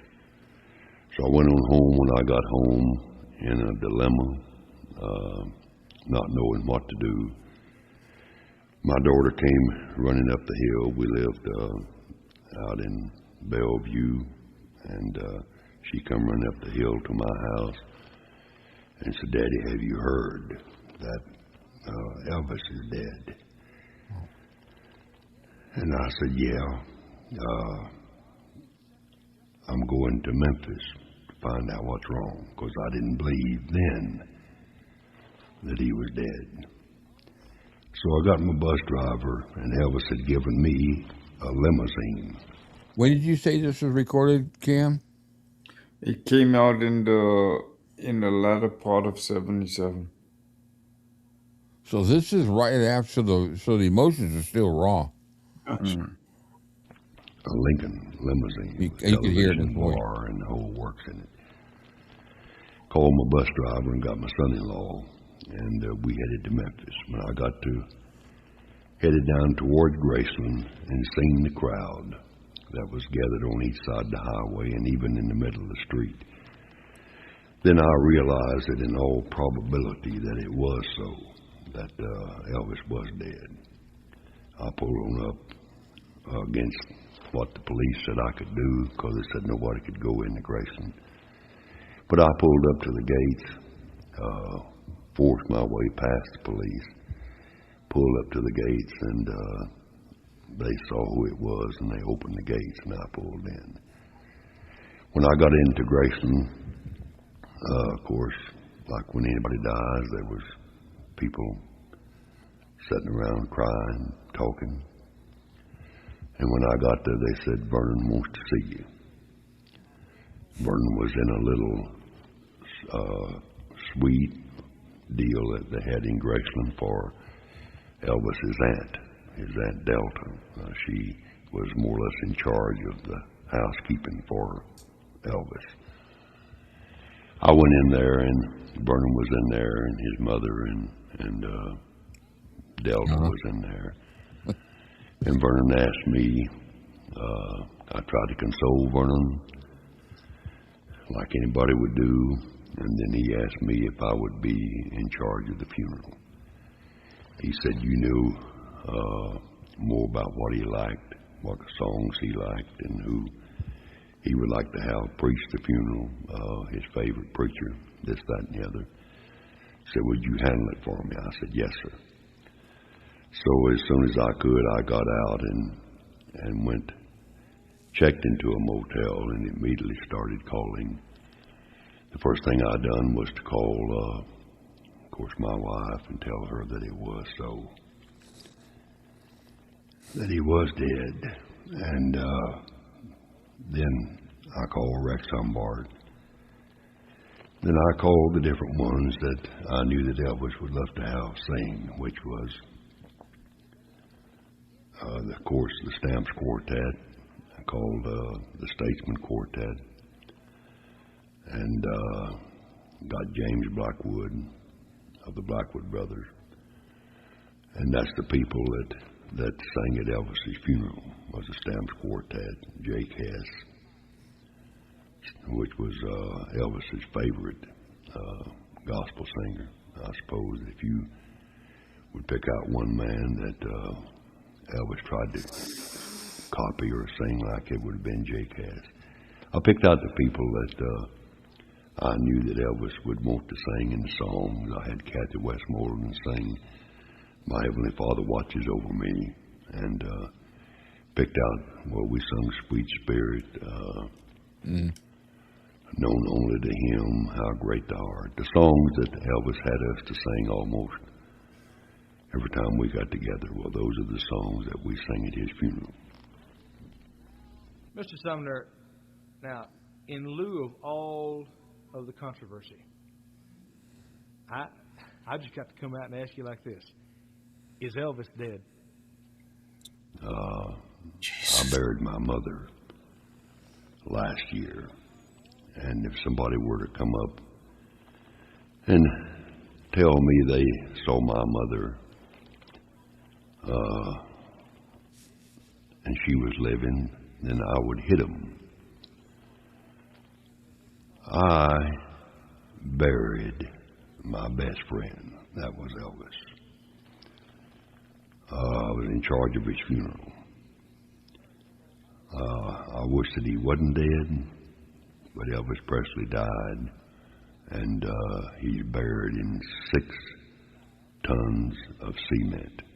He was first buried in the cemetery in a mausoleum, and they had threats of somebody going to steal his body, so Vernon got permission from the city to move his body out to Graceland, and along with that, they were able to dig up Elvis's mother and bury her at Graceland.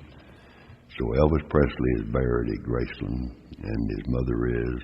Of course, since then, well, his grandmother has died, and Vernon has died. So Elvis Presley is dead and buried at Graceland. Okay, so this was after Mr. 79. Sumner, could you tell us why Elvis's casket was so heavy?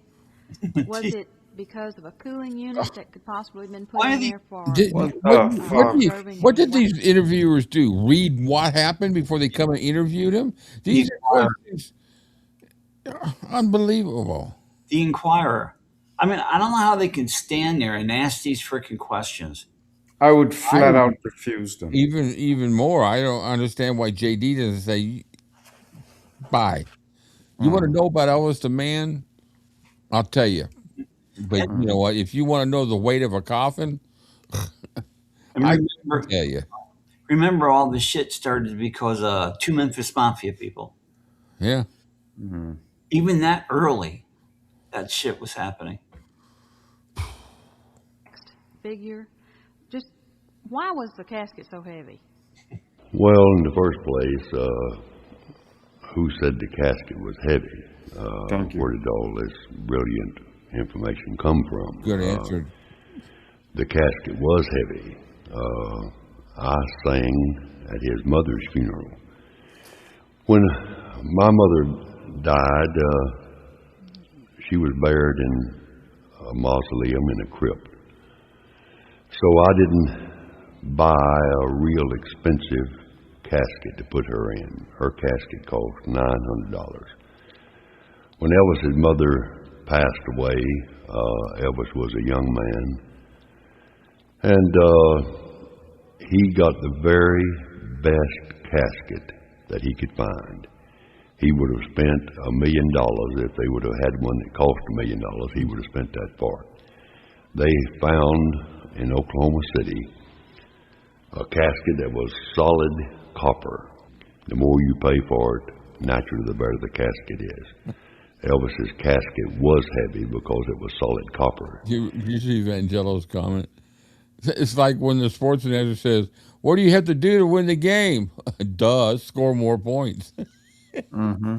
You know, I'm learning a lot from him. I haven't heard this in so many years. I mean, I'm hoping it's all new to me again.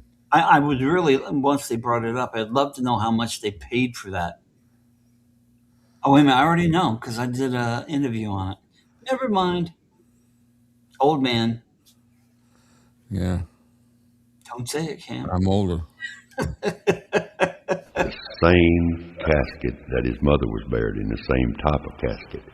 When Elvis died, then Vernon wanted Elvis buried in the same kind of casket that his mother was buried in. So he got Joe Esposito to call Oklahoma City and get the same casket equivalent that his mother was buried in. So it was a heavy casket. But as far as it being a wax dummy in the casket and an air conditioning, that is the most stupid. Elvis Presley was in the casket. I helped color in his hair where it needed touched up because Elvis kept his hair dyed. Elvis would have been gray-headed had he not have done that, like me. But that's a new one. Elvis' hair would need to be touched. I've never heard. I thought Larry Geller was the one that touched up his hair and did all that. Yeah, and I've never heard that. No, didn't Charlie try to say the same thing? Boy, there was a lot of hands on his forehead, wasn't there? Mm-hmm. And I hate that because I don't think JD's a dishonest person at all. Yeah. I think it's just he's just telling a story, and none of what he's saying changes the whole fact of it all. It's because when you get to the end of the day, this question's so fucking stupid. Why was the coffin so heavy? Oh, it's still asked today. I know. What was in it? Elvis? Yeah, it's Air like so. conditioning unit. It's a pointless question to ask. Yeah. It's of But no relevance. that's why I think I think didn't you say they're probably connected to the National Choir somehow? These questions are just stuff that's mentioned in the The book. book. Touched up, and his hair was touched up. That was Elvis Presley in the casket. There was no air conditioning in the casket. There was no piece of wax. There was no reason for no air conditioning in the casket. That's just a bona fide implication. That it implies a lie. I wouldn't say that something is a lie, but the implications was that if that has been implied that there's an air conditioning and a piece of wax in that casket, then it implies a lie. 900 Mr. pounds. Sumner, what about the story about his hairdresser gluing his sideburns on? His hairdresser, Oh God! so as such, he had no hairdresser. He had a guy that if he was there, sometimes he would let him do his hair. Charlie Hodge was Elvis's hairdresser. He'd done more of fixing Elvis's hair than anybody. Is that new to you guys? Yeah, the first time I ever heard that Charlie was a hairdresser. See, I just said to you too that he tried to say too that he did the hair for the funeral. Oh, I thought you meant the when you were talking about. Oh yeah, that's right. You're right. I'm sorry. I was just thinking of sideburns, but I've never heard it said that Charlie was his hairdresser, or that I don't. I know that he's saying that he touched up of his hair in the coffin. I don't know. This is kind of a weird. When how many 30, 50 years later you're listening to this thing because this was recorded shortly sometime right after Vernon died, and so you're talking about almost 50 years, and you're hearing things that they're Jesus, The cas- irritating. Anybody else. There was What's that? the casket weighed 900 pounds. Yeah. Well, copper is pretty freaking heavy. Mm-hmm. not anybody that was a hairdresser for Elvis Presley. Charlie Hodge, if there'd been anybody with that title, it should have been given to Charlie Hodge because he done his hair every night before he went on stage. And at any time he went any place where Charlie Hodge done his hair. But there was no hairdresser. There was a guy there, Gallagher, that was supposed to, that sort of Gallagher? got out and said that he was Elvis's hairdresser. Yeah, but Gallagher? What, the guy that used to smash pumpkins and fruit on the stage? God, I loved him. I loved him. Oh, he was hilarious. He was so funny. I saw him live one time. You don't sit in the front rows. That's all I could tell you. I didn't. I learned. wasn't. Why is there no death certificate? Well, Huh? I am sure. Did he just ask what I think he had? I think he has. Why was there no death certificate? Yeah. What? Did these people just read Orion or something? My God. I don't know. JD must be one hell of a freaking patient man. Oh, yeah. He's Yeah. got to be patient because by now I would have been out of the room. I would have. Go down and talk to the valet parker because I'm done. This I would would have. go ahead. I would have come out straight out and said, "Are there any decent questions, or am I wasting my time?" This would have been hard for me to be polite. Oh yeah. Yeah, I would have. My voice would have been getting higher and higher, and he had a long way to go too. Because they're basically attacking Elvis with all this crap. I mean, Yeah. attacking Yeah. JD with all this crap. They want that. They They want that they- clickbait. They want that title. You know, J.D. Sumner says that Elvis. Yeah, They hoping to use JD to corroborate. Bullshit. yeah. Yeah. There's a death certificate because he's dead. A death certificate is not something that you put up on.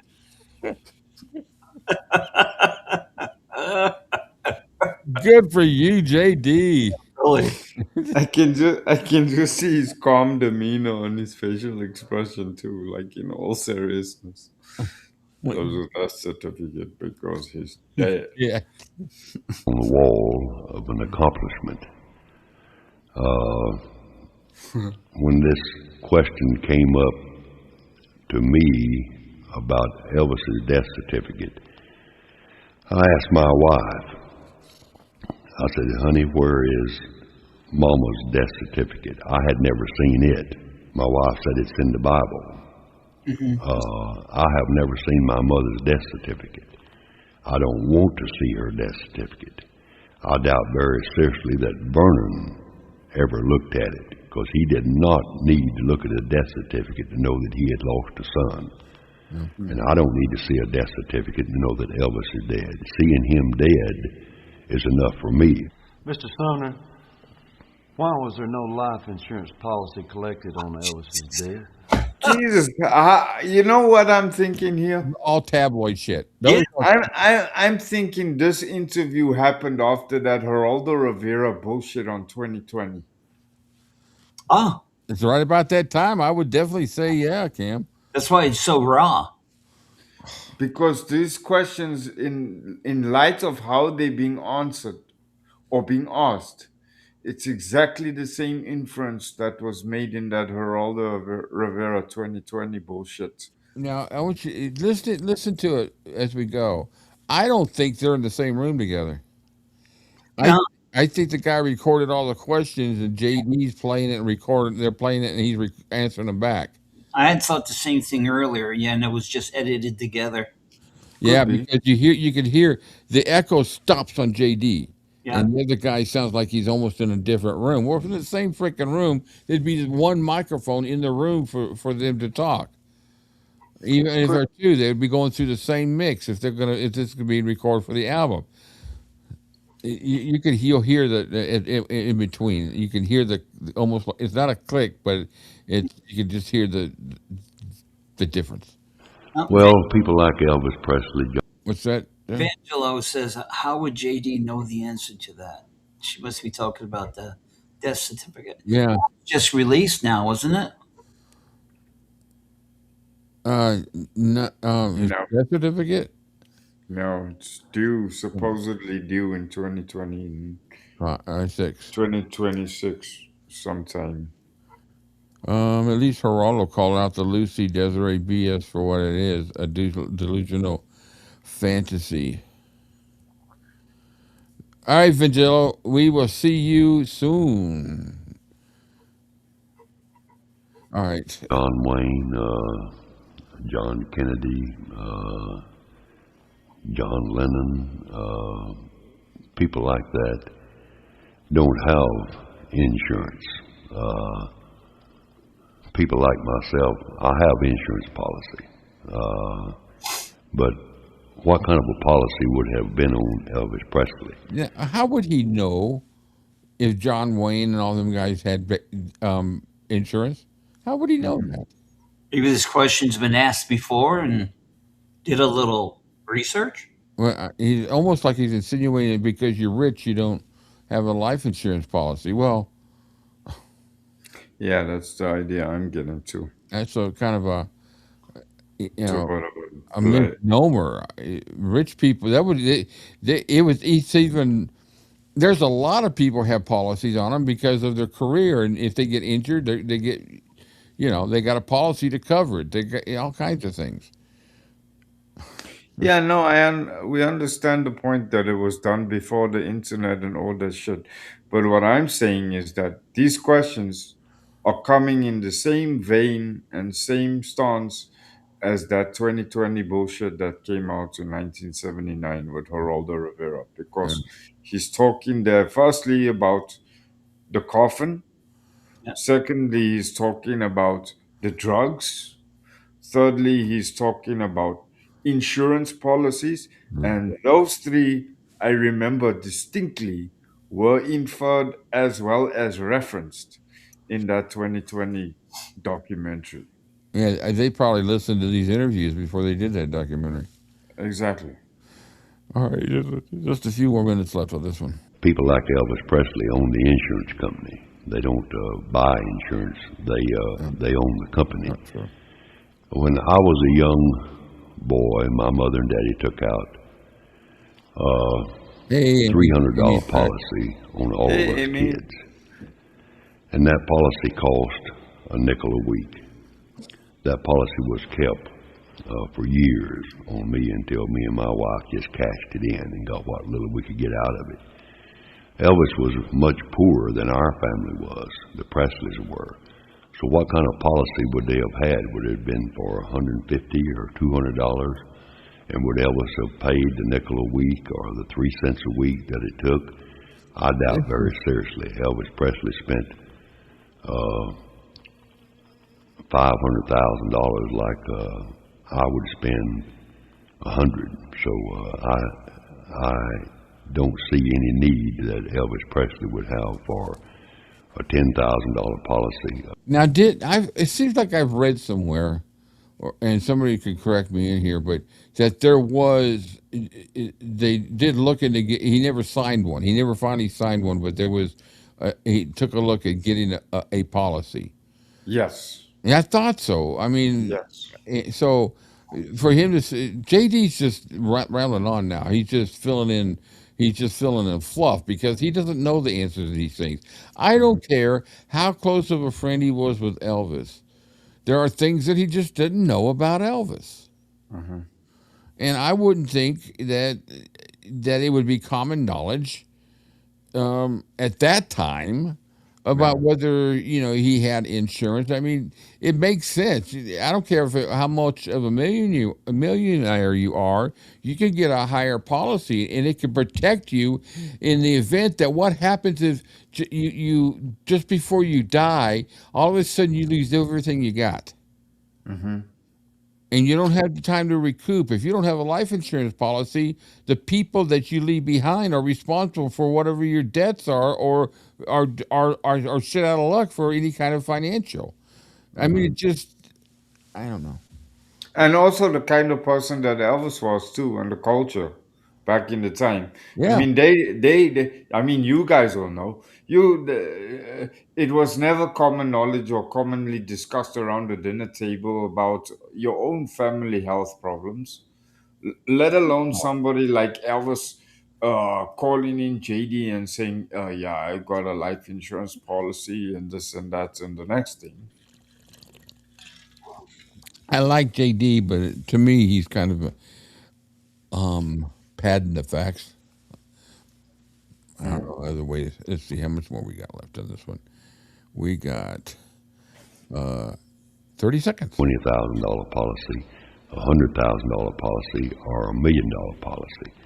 Lisa Marie, in 5 years, will inherit what Elvis left, and she won't even need no insurance policy because it's supposed to be in the vicinity of $200 million, and I doubt that she'll need a policy whatsoever. And rather $200 million behind.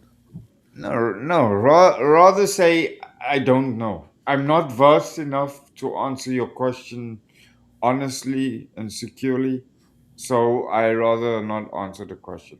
Don't guess. Yeah. Well, do you want to hear the last 10 minutes? Yeah, let's go. Are we done? The last part is not near as long. Yeah, let's go. Throw in the last 10 too. Actually, it's 14. Sorry, I digress. Well, now that I am wrong, but I didn't research it to figure it out. Okay, here we go. Fucking stupid. Named my son after Elvis using his middle name, Aaron. And I spelled it Aron, just like what I'd always seen on Elvis's birth certificate and all of his official records. But then, Here we go. I already know. I already know what's coming. I already know the question's coming. Yeah. Why is it spelled to double A on his on the And on because that's a sign on that the he's not really dead. He's actually somewhere. yeah. His birth Yeah. his birth Yeah. certificate, the way it's written on there. He did change it in the 70s. He changed the spelling himself to Mhm. reflect a biblical spelling. No.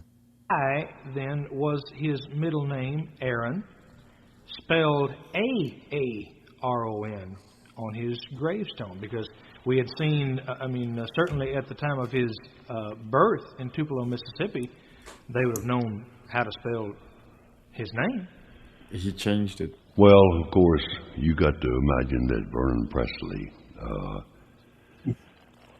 didn't know when this was spelt with two A's on the grave marker, the tombstone. I doubt that Vernon even noticed it. Vernon Presley was an ignorant man. And don't misunderstand me when I say ignorant. No, he was. Stupid is one thing and ignorant is No. another. Ignorant No. man can learn. A stupid. Yeah. Also, too, when they named them two, they named the twin Jesse Guerin and him Elvis Aaron to for the similarities. And Guerin had one A, and Elvis had one A. They just didn't think about the fact that the name. What difference does it make, anyways? I mean, come on. Don't It's like what color are the pajamas now? don't tell me Yeah. you didn't notice that. What the hell are you talking about?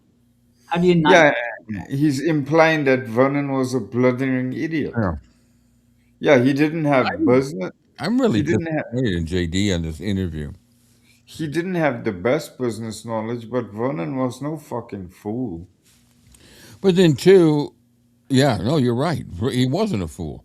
But now, I look. I got to take. I'll be the devil's advocate here with JD. We got to remember when this was. Only 2 years after Elvis. There wasn't a whole lot of information out there, and what information was being put out was not right. And so, whatever JD heard, he took that in. So I don't think he's deliberately. I would be very disappointed if he was. I just think he's relaying the stories that he's heard. I don't think it's anything like he because he never says. I know Elvis told me he had an insurance policy. I just know he didn't have one. Well, that just could be he heard somebody else talking.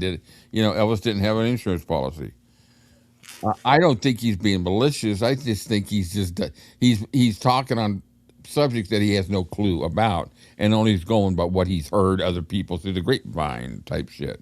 Or again, why then rather not just say, I'm not versed to answer your question honestly. Whatever I'm going to answer you is based on my opinion, or say, this is my opinion, blah blah. It's being recorded for an album. You just wonder what kind of agreement they had between them that he has to answer these questions.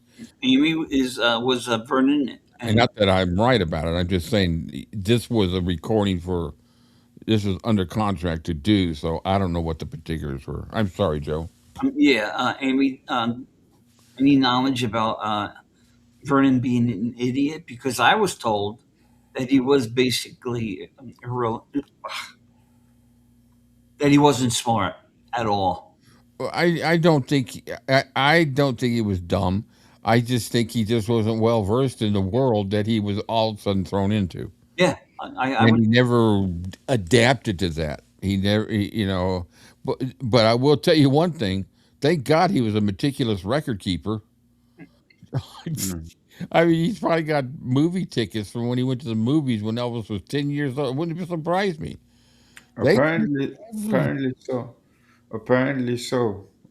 Angie has made mention in the past. She says they do have movie stop tickets and things like that. The receipts for down the hardware store. It's really, to me, it's fascinating. I could sit there and just go piece by piece, just looking at this stuff and imagining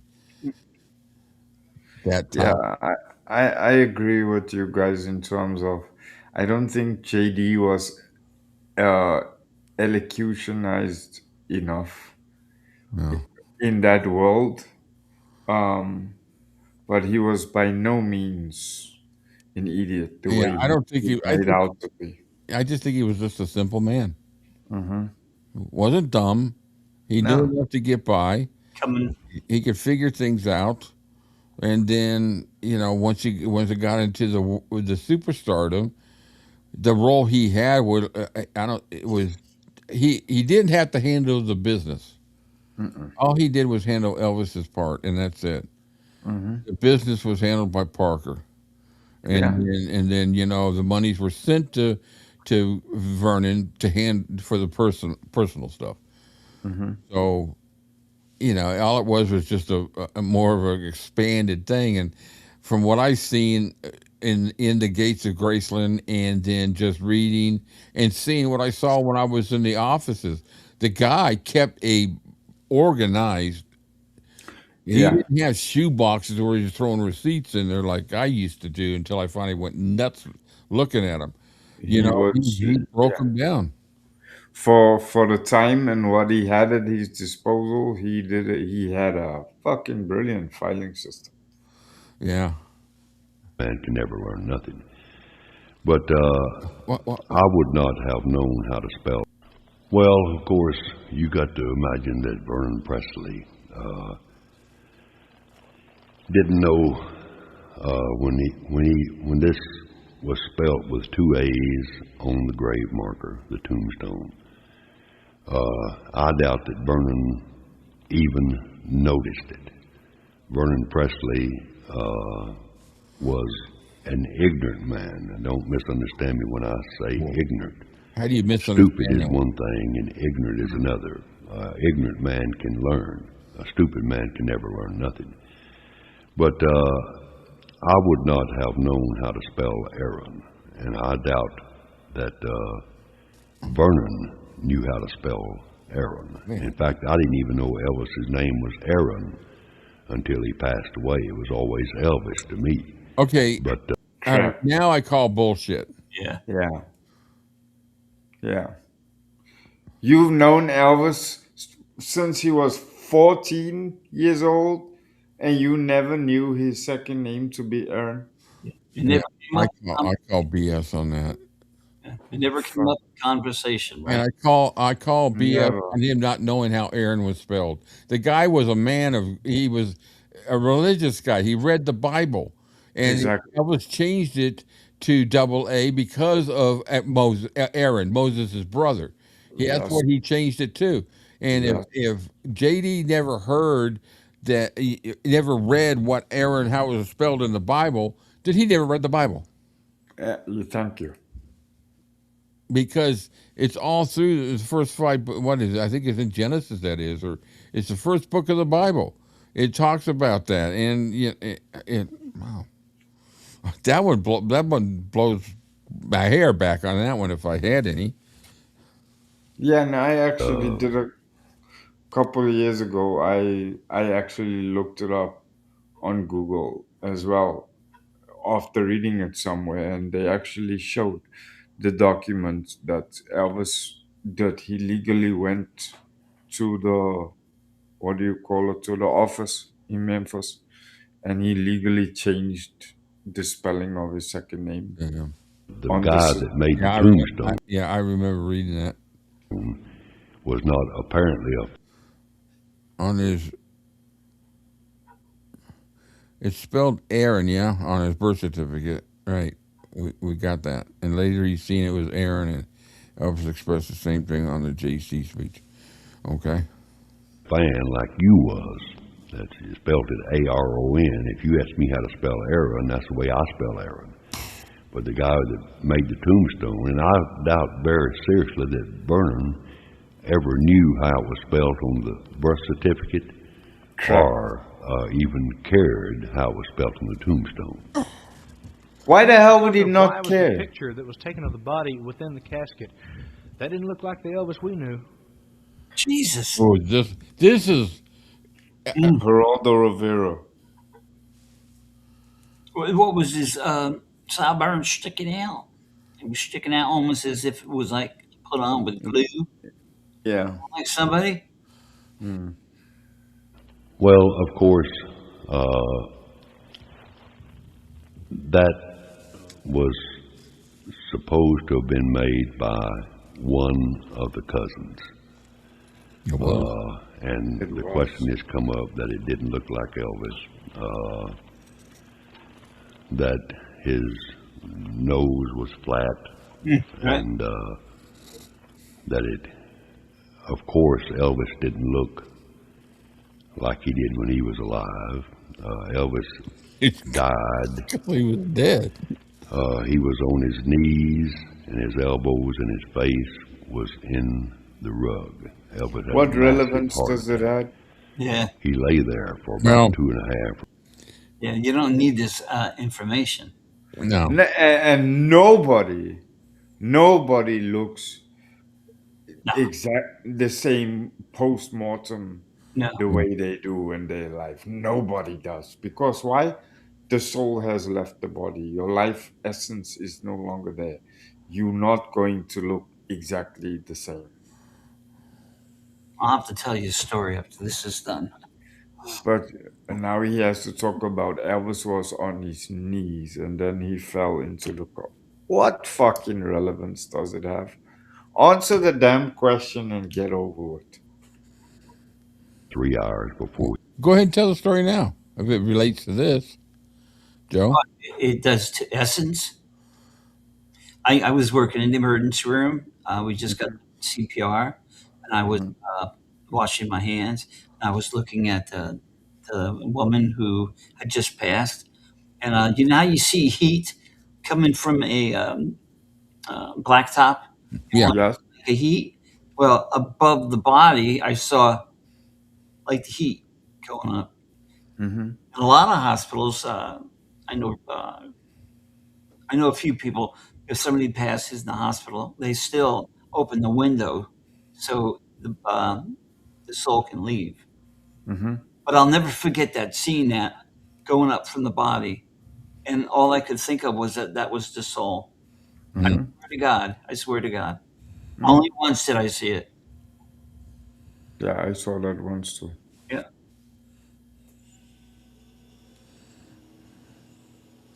All right. So, where were we at? Maybe JD's going to tell us what color the pajamas were. Yeah, I was trying to think of what. Oh, they were talking about this face. He didn't look like him. That's Right. what I was Yeah. trying to think of. he was found in that position. And by that time, the body deteriorated. Well, I'll tell you something that even though we don't know the circumstances, I'll give you a reason why his nose would look flat. If he had fallen face first, which is what they say he did, and his face hit the ground, he laid there for 2 or 3 hours. That nose would have. He could have even broken it, but Yeah. that nose would have changed, would have flattened if he was Hmm. laying flat, and especially if he laid there for 6 hours dead, or 2 hours, or three. He was past rigor mortis, so we know he was dead. What, at least 3 hours? Hmm. I think And the reason why I say I believe that could be a possibility, though I don't think in Elvis's case it's not. I think the story they're telling is my son who passed away when he, Hmm. at 30 days, but he had a IV tube that went into his, I mean, not IV, but it went into his nose and down, and that was there for his entire life for 30 days. Well, after he passed away, they brought him in to me, and just before we had him cremated, I went in there to look at him again, and that nose was still deformed. mhm. Hmm. So, so that is a possibility why his nose would be flat, but or C sharp, whatever too. But it's kind of a dumb joke. Um, the thing is what frickin' does it matter? It was Elvis in there, and now we're to the picture of the coffin. What's coming up next? Um, let's see. What are the odds? What do you think the next question is going to be? Because it's coming from a National Enquirer. Standpoint. It's what? Yeah. Everything's a National Enquirer type of question. Sideburns. Oh, Hmm. sideburns. Okay, yeah, sideburns. And certainly when by the time they found Elvis, rigor mortis had already set in. So his face was already shaped as to where a funeral home could not do anything about the looks. And then Elvis had an autopsy, which will change the looks of a body.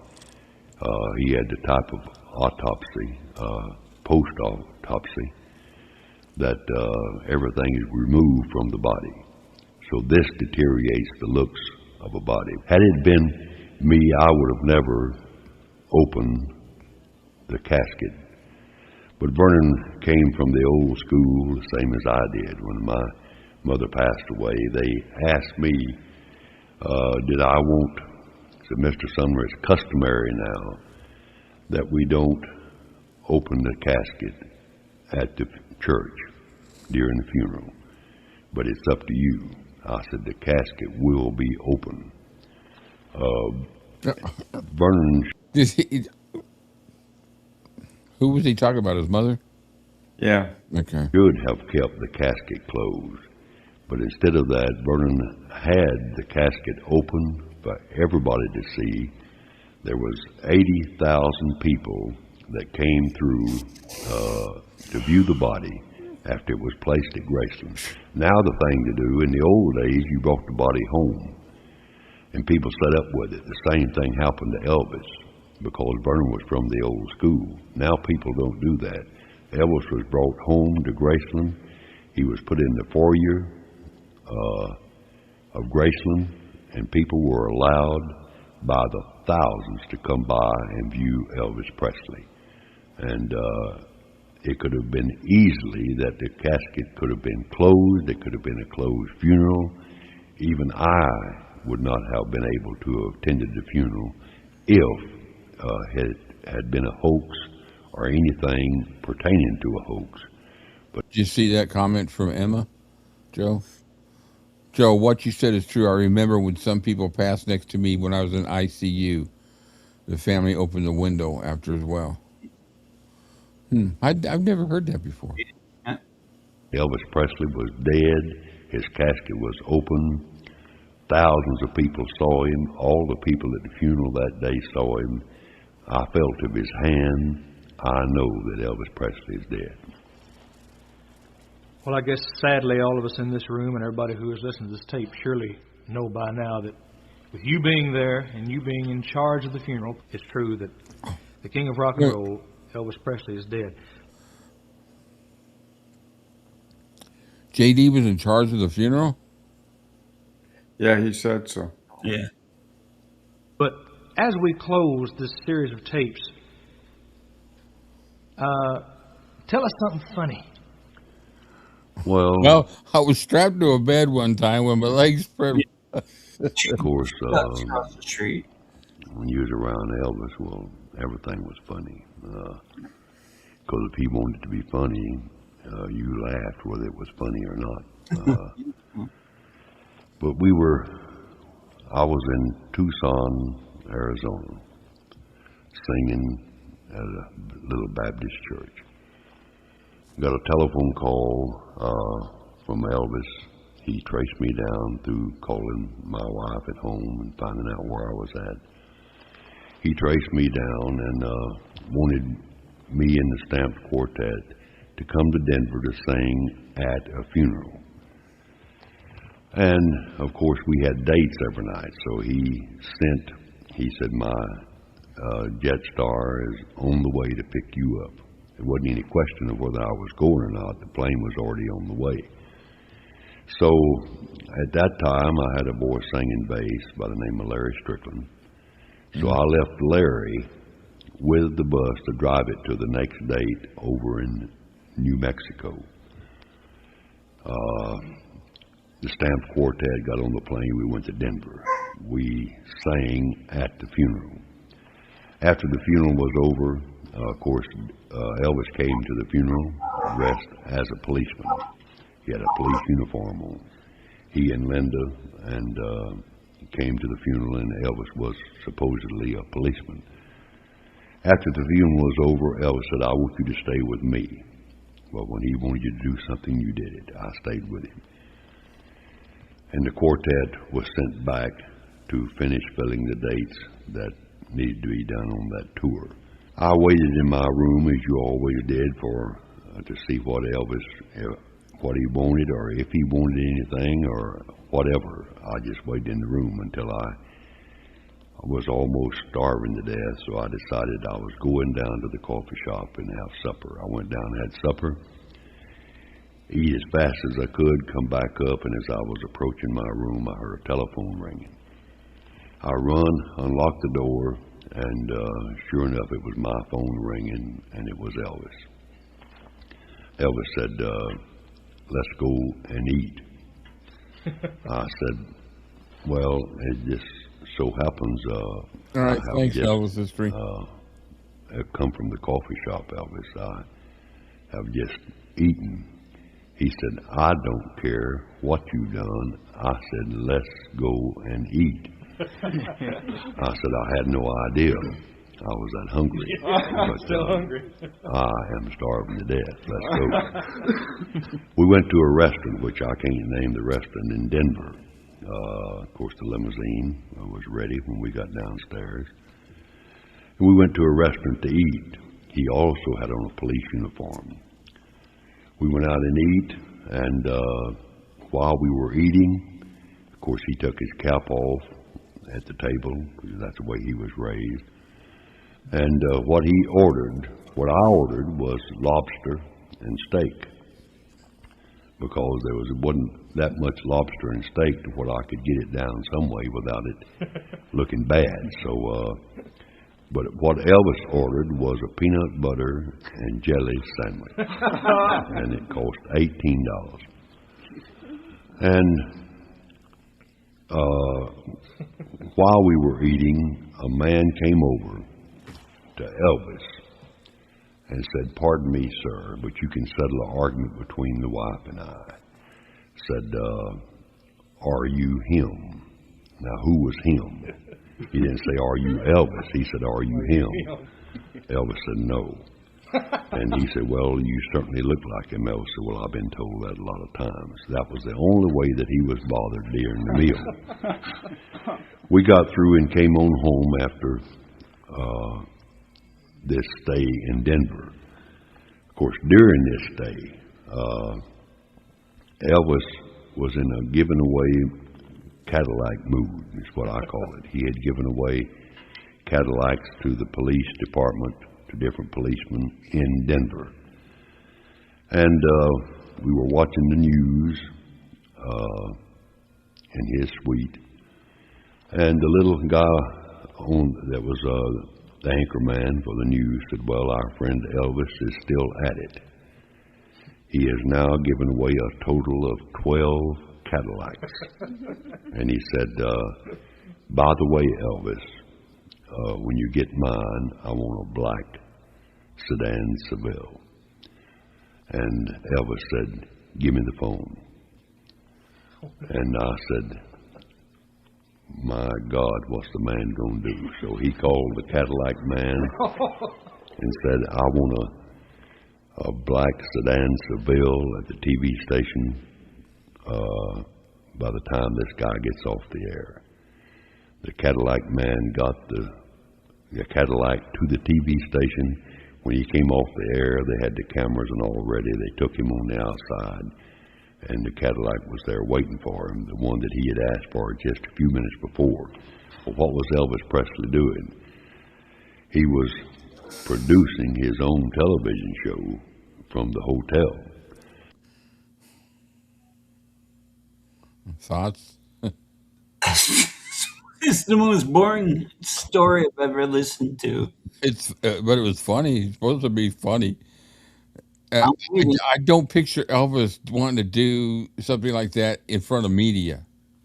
Elvis was reducing his own. And I was sitting there saying, my God, why in the name of God don't he give me that Cadillac? 'Cause I was driving a Pinto at the time. But that's the way that he enjoyed life. But we came on home. I don't think JD would have fit in a Pinto. those weren't very big cars, and he was a big guy. Mm-hmm. Apparently, when he was a young boy, well, peanut butter and jelly sandwiches was his favorite. So he woke up one afternoon and at Graceland, and he wanted a peanut butter and jelly sandwich at this restaurant. He called his pilot Milo and got the crew together, got on the Lisa Marie, the big airplane, flew to Denver.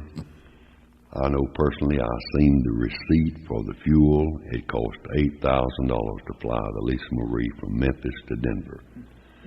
He got on the plane, flew to Denver, got him a peanut butter and jelly sandwich, and flew back to Graceland. That peanut butter and jelly sandwich cost him $16,018.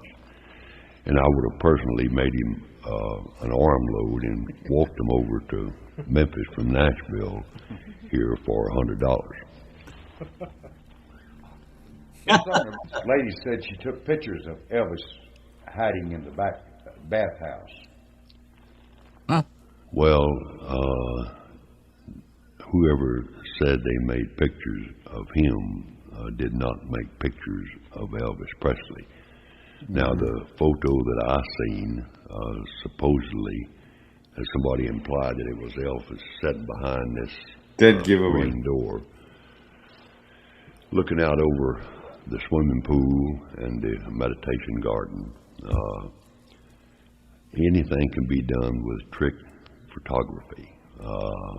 You can take a picture and put it with another picture and screen one of them back and make it sort of hazy.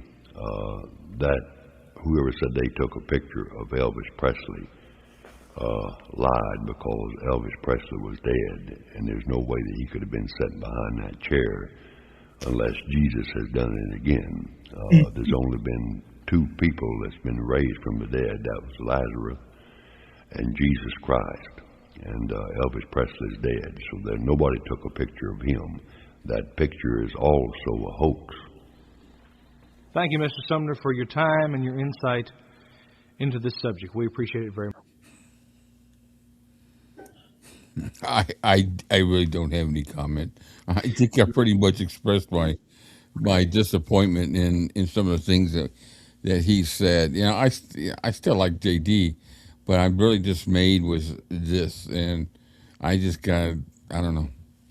I don't think there's anything malicious with it at all, or in the vein of Sonny and Red and Hebler. I just think he just thought he knew the stories, and that's how he was telling them. I enjoyed the beginning of it. I really did. And then it got to, Yeah, God. I kept saying how soothing it was. By the time we got halfway through the first tape, I was twitching my leg. Freaking crazy. Just again, just beats the shit out of me in terms of, instead of dispelling the bullshit, He made it worse. they buy into it. Well, yeah, JD would know. He was there, man.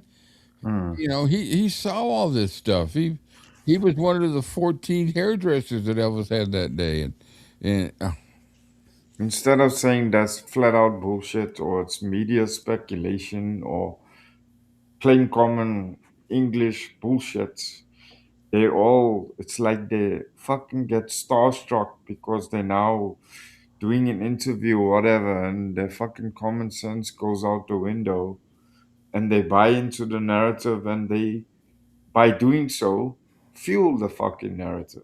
all right. Just Yeah. does my head in. I, I, I, I know I heard it years ago when it first came on, when I first released it, and I don't know. I don't really. I probably just didn't really listen to what they were saying. Of course, then too, back then we didn't have all the stuff that we have out now that discredits all this shit. You know. Even more reason to say I don't know the truth. Yeah.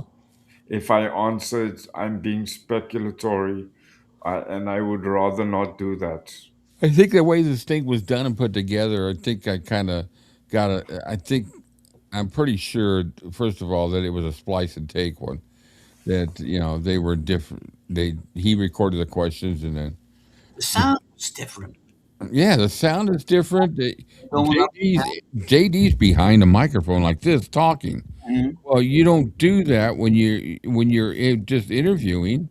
Hmm. If you do, you both got the same type of microphone. If you're in the studio doing this thing, then they're going to sound the same type of audio quality. And then it's almost like it's almost like you hear a little hiss in the background. Then when it goes to the interviewer, it goes. Then when Hmm. it comes up to so yeah, and once again too, maybe there was an explanation that Charlie JD, you got to answer the questions.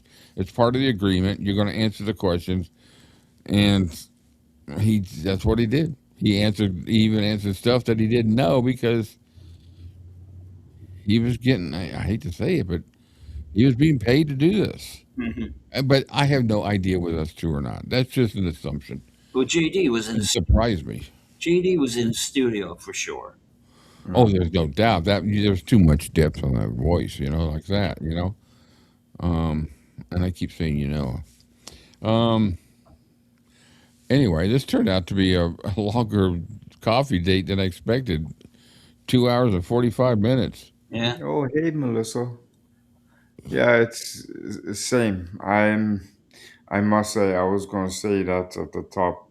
Yeah, My mind's actually running. My opinion of JD is drastically dropped. Yeah. yeah. It's like he's talking this. Yeah, it's so slow, and they called me when I was on the phone. It was it just, oh my God, the voice is soothing at the beginning, but like you said, Joe, by the time, um, You know, just forgot. Then go on, go on. I'll remember it. no, I'm we've just. we've we've covered a lot today, really, for a Sunday show. Oh, I remember. What you got? I can't believe that he would throw other members of the Stamps who were certainly alive Yeah, into taking drugs out of the black bag. yeah. Hmm. That was the part that's the worst part. That whole deal talking about the drugs. Yeah. It didn't need to be mentioned. And again, he doesn't mention himself that he had Yeah. Drinking problem. a fucking drinking fountain of whiskey Yeah. on the foot stage. Smoked like a And chimney. yeah, in the dark corner. And when Elvis called him out about it, his excuse to Elvis was, "Oh, well, that's what gives me my real Yeah. deep voice." Mhm. And apparently, based on that excuse, Elvis allowed him to continue boozing. He doesn't mention that, but he throws his band members under the bus. Yeah. Fuck I don't sakes. know. I'm kind of dismayed and disappointed about it. Very much. That one video interview we had of him, that kind of was the same way too. There were some things he said in there that were, Mm. you know, I don't know.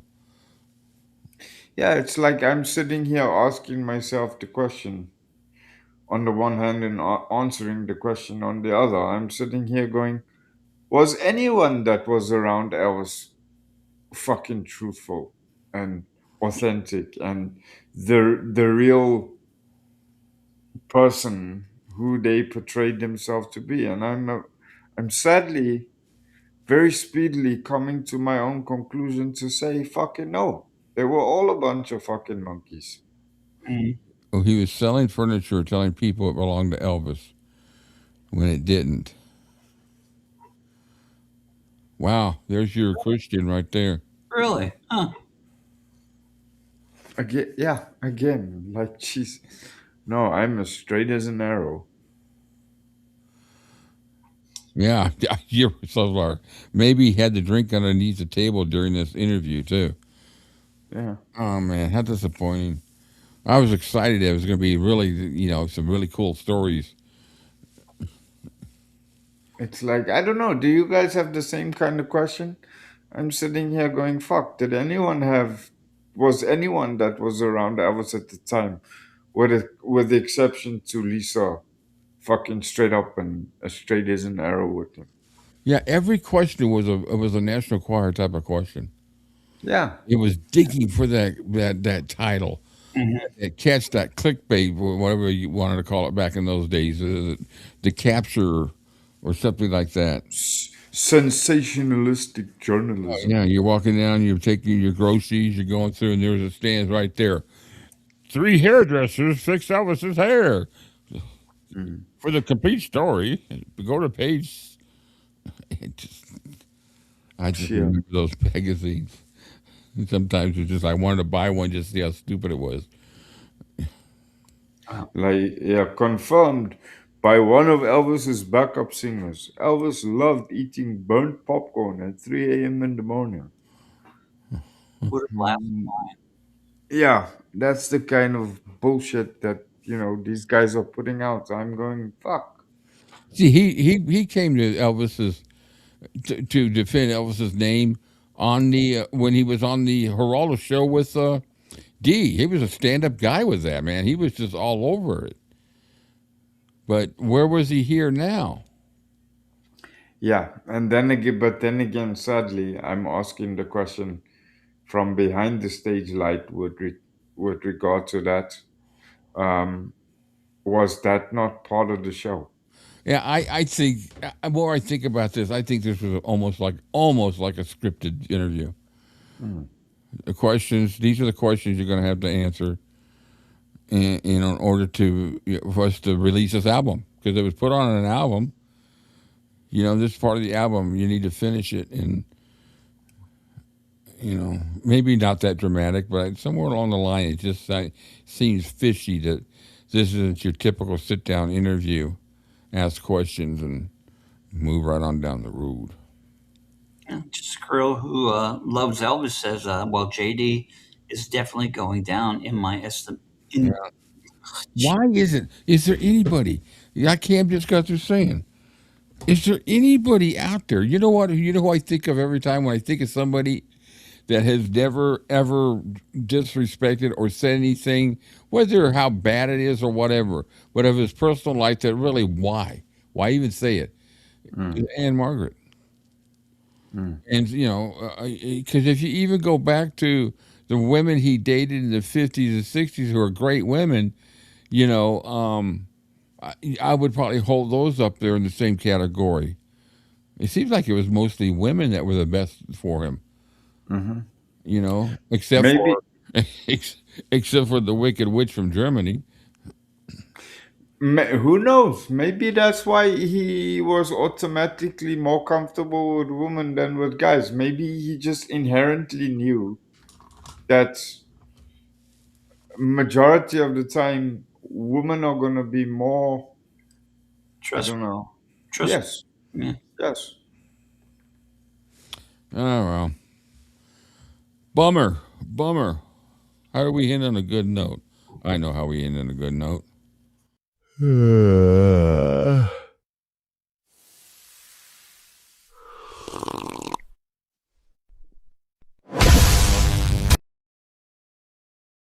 I love that. Yeah, that's very clever. That JD thing. That is one big pile of shit. Mm-hmm. All right. What was that? What was what? What? Huh? You having typing issues then for you? What? Sounds like he's got a whiskey barrel right underneath his table. I don't. I don't know. You have to translate for me because I have no clue.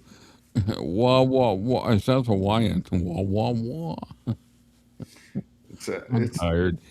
it's actually weird, It's like the more I hear these things, it's like I'm slowly coming to the conclusion, regretfully saying again, Elvis was too good for this world. The poor guy didn't have a fucking chance to begin with. They ruin. Sometimes they ruin my love. I don't want to say it that way. It ruins what I know of the history of Elvis Presley and all the books and that I read and that. It just keeps. Yeah, I'll always be a JD fan on the music, on his voice, all that Yeah. stuff. But the man, he's come down a few notches. Mm-hmm. They muddy up the water They muddy the water up in it. Yeah. Yeah. It's the enjoyment, but not, I'm not saying the singing. I, It's my giggle sounds you make, Rick. Okay. Yeah, it's I'm with you, Joe. It's like, all these years we kind of had this impression of, there were a handful of people mhm. in the crazy ass world that he tried to navigate, that at least tried to fucking steer him in the right direction and keep his head above water. And you tend to, it's almost like you create this mental um flotation device, that in the madness of the Elvis storm, there was a handful of people that tried to keep him centered. And slowly but surely, Yeah, when we hear these fucking things come out, it's like that illusion is getting destroyed bit by bit by bit by bit. And you find Yeah. yourself questioning and going, fuck, why didn't I see this shit earlier? And it's like, seriously, I'm sitting here going, fuck, no wonder Elvis was in the storm he was in, because he basically, for lack of better explanation, didn't have a fucking chance to begin with. Yeah. Okay, I get it for now. Then for you, Sunflower made it a little bit clearer. Yeah. Wah wah wah. I guess is the sound I make. Wah wah wah. I don't know. Oh, Absolutely, I'm so fed up by being disappointed by people who were around Elvis. He deserves so much better. exactly. Exactly. I mean, the mere fact, like we've said before, the mere fact that these people were lucky enough to be in his world, Yeah. whether it be as a fucking shoe shiner Yeah. or whatever. But what's worse is that they have to elaborate so much and blow so many simple, Yeah. gratifying experiences so fucking far out of proportion, Yeah. just to put the light back on themselves. I mean, fuck you, standing with the most famous person of the 21st century. That light was big enough for everybody. Yeah. You didn't need to, all you needed to do was to acknowledge that you were lucky enough to be part of that. You didn't have to go and uh, expound on stories to the point where it's literally becoming unbelievable. Yeah. Then for you, Billy wouldn't do it. no, He you get does. He doesn't do interviews like that. No, No, he won't. he's fine with his show, and I don't blame him. Why is he going to put himself out there like that? He barely nowadays, he's starting to dislike the questions, the yeah. Q and A, the Q&As, because he's having to deal with the same shit over and over and over and over again. Yeah. So, all right. So, got some things coming up this week. I'm going to try to get scheduled when we're going to do the Blanchard Tool, the Guardian ad litem series, and then we have Lisa's book on Wednesday. Back to Elvis, what happened on Friday, and of course the Zoom movie on Tuesday night. It- what else was there? New inside the studio this week, and we're going to be back to finish off D Stanley. We're going to finish her off on next Saturday. That'll be a good trailer. Come watch Mhm. us finish her off. It might Oh, not go over too well. We're going to do JD Sumner. No, I'm sorry, that was his boss. Um, we're going to the Sumner guy. What the hell was it? Bill Blaze. No, no, no, no. It was the other Sumner. Oh, oh, Donnie. Donnie. Yeah, Donnie Sumner. We're going to do that the next one. Oh yeah, we could do that. Yeah, Yeah. it's a really good interview. It is. And I got a interview I'm going to be doing here coming up at the end of this month that I scheduled a couple months ago, and it's going to be a nice surprise for everybody. So I'm excited about it, and I'm nervous about it because I got to finish preparing for it. I'm rereading the book again for the fourth time and making notes for this interview. So I'm excited about that, and Oh, Emma wants to know the time for the Zoom movie. Emma's in the UK. Okay, it's on. It's at 4 o'clock on Tuesdays our time, so that's 9 o'clock your time. I think because you're 5 hours ahead of us, I believe, in the UK. So we start the Zoom movies at 4. So if you want to join us, I posted in the Discord all the links for everybody. And if you want to join us in the Zoom movies, we do that through the Elvis-A-Z Discord, because it's much easier when we have a smaller group because we have a nice discussion afterwards. We do. Yeah. Yeah, really good discussions. We really, um, Yeah. you know, I don't want to say bare our souls. We really feel We very shoot the expressive. shit. We feel like with Zoom, what happens in Zoom stays in Zoom. Yeah, we shoot the shit. Anything, almost anything goes. Certain things, I still keep my rule about some topics, but as far as Elvis is concerned or whatever, we 98% of the topics that come up Yeah. fly. yeah. And we share. If we have something to share, like pictures or whatever, I'll pop them up there. But the movies are fun. We chat during the movie. We used to chat, and then we, afterwards. So a lot of funny things happen in the chat, and their viewpoints. Oh, that was a nice butt shot. We see that every once in a while. We love it. So I hope you can join us. I think you'll enjoy it, Emma. Um, I think that sums everything up for right now. I got a lot of shit planned, and I'm just one of those ones that need to realize that I ain't going to get it done overnight. But I do want to get to some of these things. I get anxious, and on a personal note, Anxious. You uh, get anxious. well, I get anxious about getting to something. I don't like to sit and not do it. Is what I mean, and I do. I get anxious. I want to get to it faster. Um, So yesterday, since we didn't do anything, I spent pretty much the whole day working on my book. And if everything goes fine, I should have the book done by the end of July. I got a few touch-ups and I'm going to do a pre-edit, and I'm going to print up a few, just a handful of copies. Amazon has a pretty good deal for self-publishing, and I want to print up some paperback copies of for to share with a few people to get some opinions about it, and I can make my changes if I need to. You Uh, gonna sign mine? Plus, my brother needs to. My brothers, I'm having them preview it so that if there's anything that I remember differently, we can discuss because I want to make sure that I didn't misrepresent anything, and I've been very careful about that.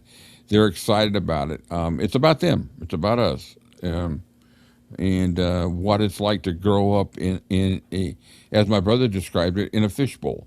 They're both deaf and grown up in a life that involves deaf people. To me, it was normal, but there's a lot of things I, that just is different. Hi, guys. People like to say that they like to use the expression deaf and dumb. They're not dumb. They like to say deaf and mute. They're not mute. They're just they're just deaf. They're normal people. We express ourselves differently. Yeah. So I got a lot of funny stories in there, and just what I do is I explain. Since my mom and dad passed away, I've really thought a lot about it, and had some discussions. And the last time when my brothers and I visited, we talked about some things, and it's really made me really reflect on what that environment of living in a deaf community, how it shaped my life, because that's something that's always been in the back of my mind is deafness. People are very protective of deaf people, as some of you might know. Anyways, thank you everybody. Hopefully we'll see you the next few days. Tuesday or Wednesday or Friday or Saturday or next Sunday, or anyways. Adios, muchachos, friends. We thank you very much. This was a fun day. 3 hours. It's been the first time we've had a coffee date in a while, that long. And we've had fun. So I'm so sorry I ran over on the other sir, but, it is what it is. All right, guys. You all have a great day. And thank you, Amy, for popping in. We miss Yes, ya. absolutely, Amy. Drive safely, please. Come Amy, back. Come Amy, back to me. Come back to me. Amy, who, Amy? No, I'm just kidding. Thank you, guys. Have an awesome week. All We'll right. catch you later. Bye, Y'all guys.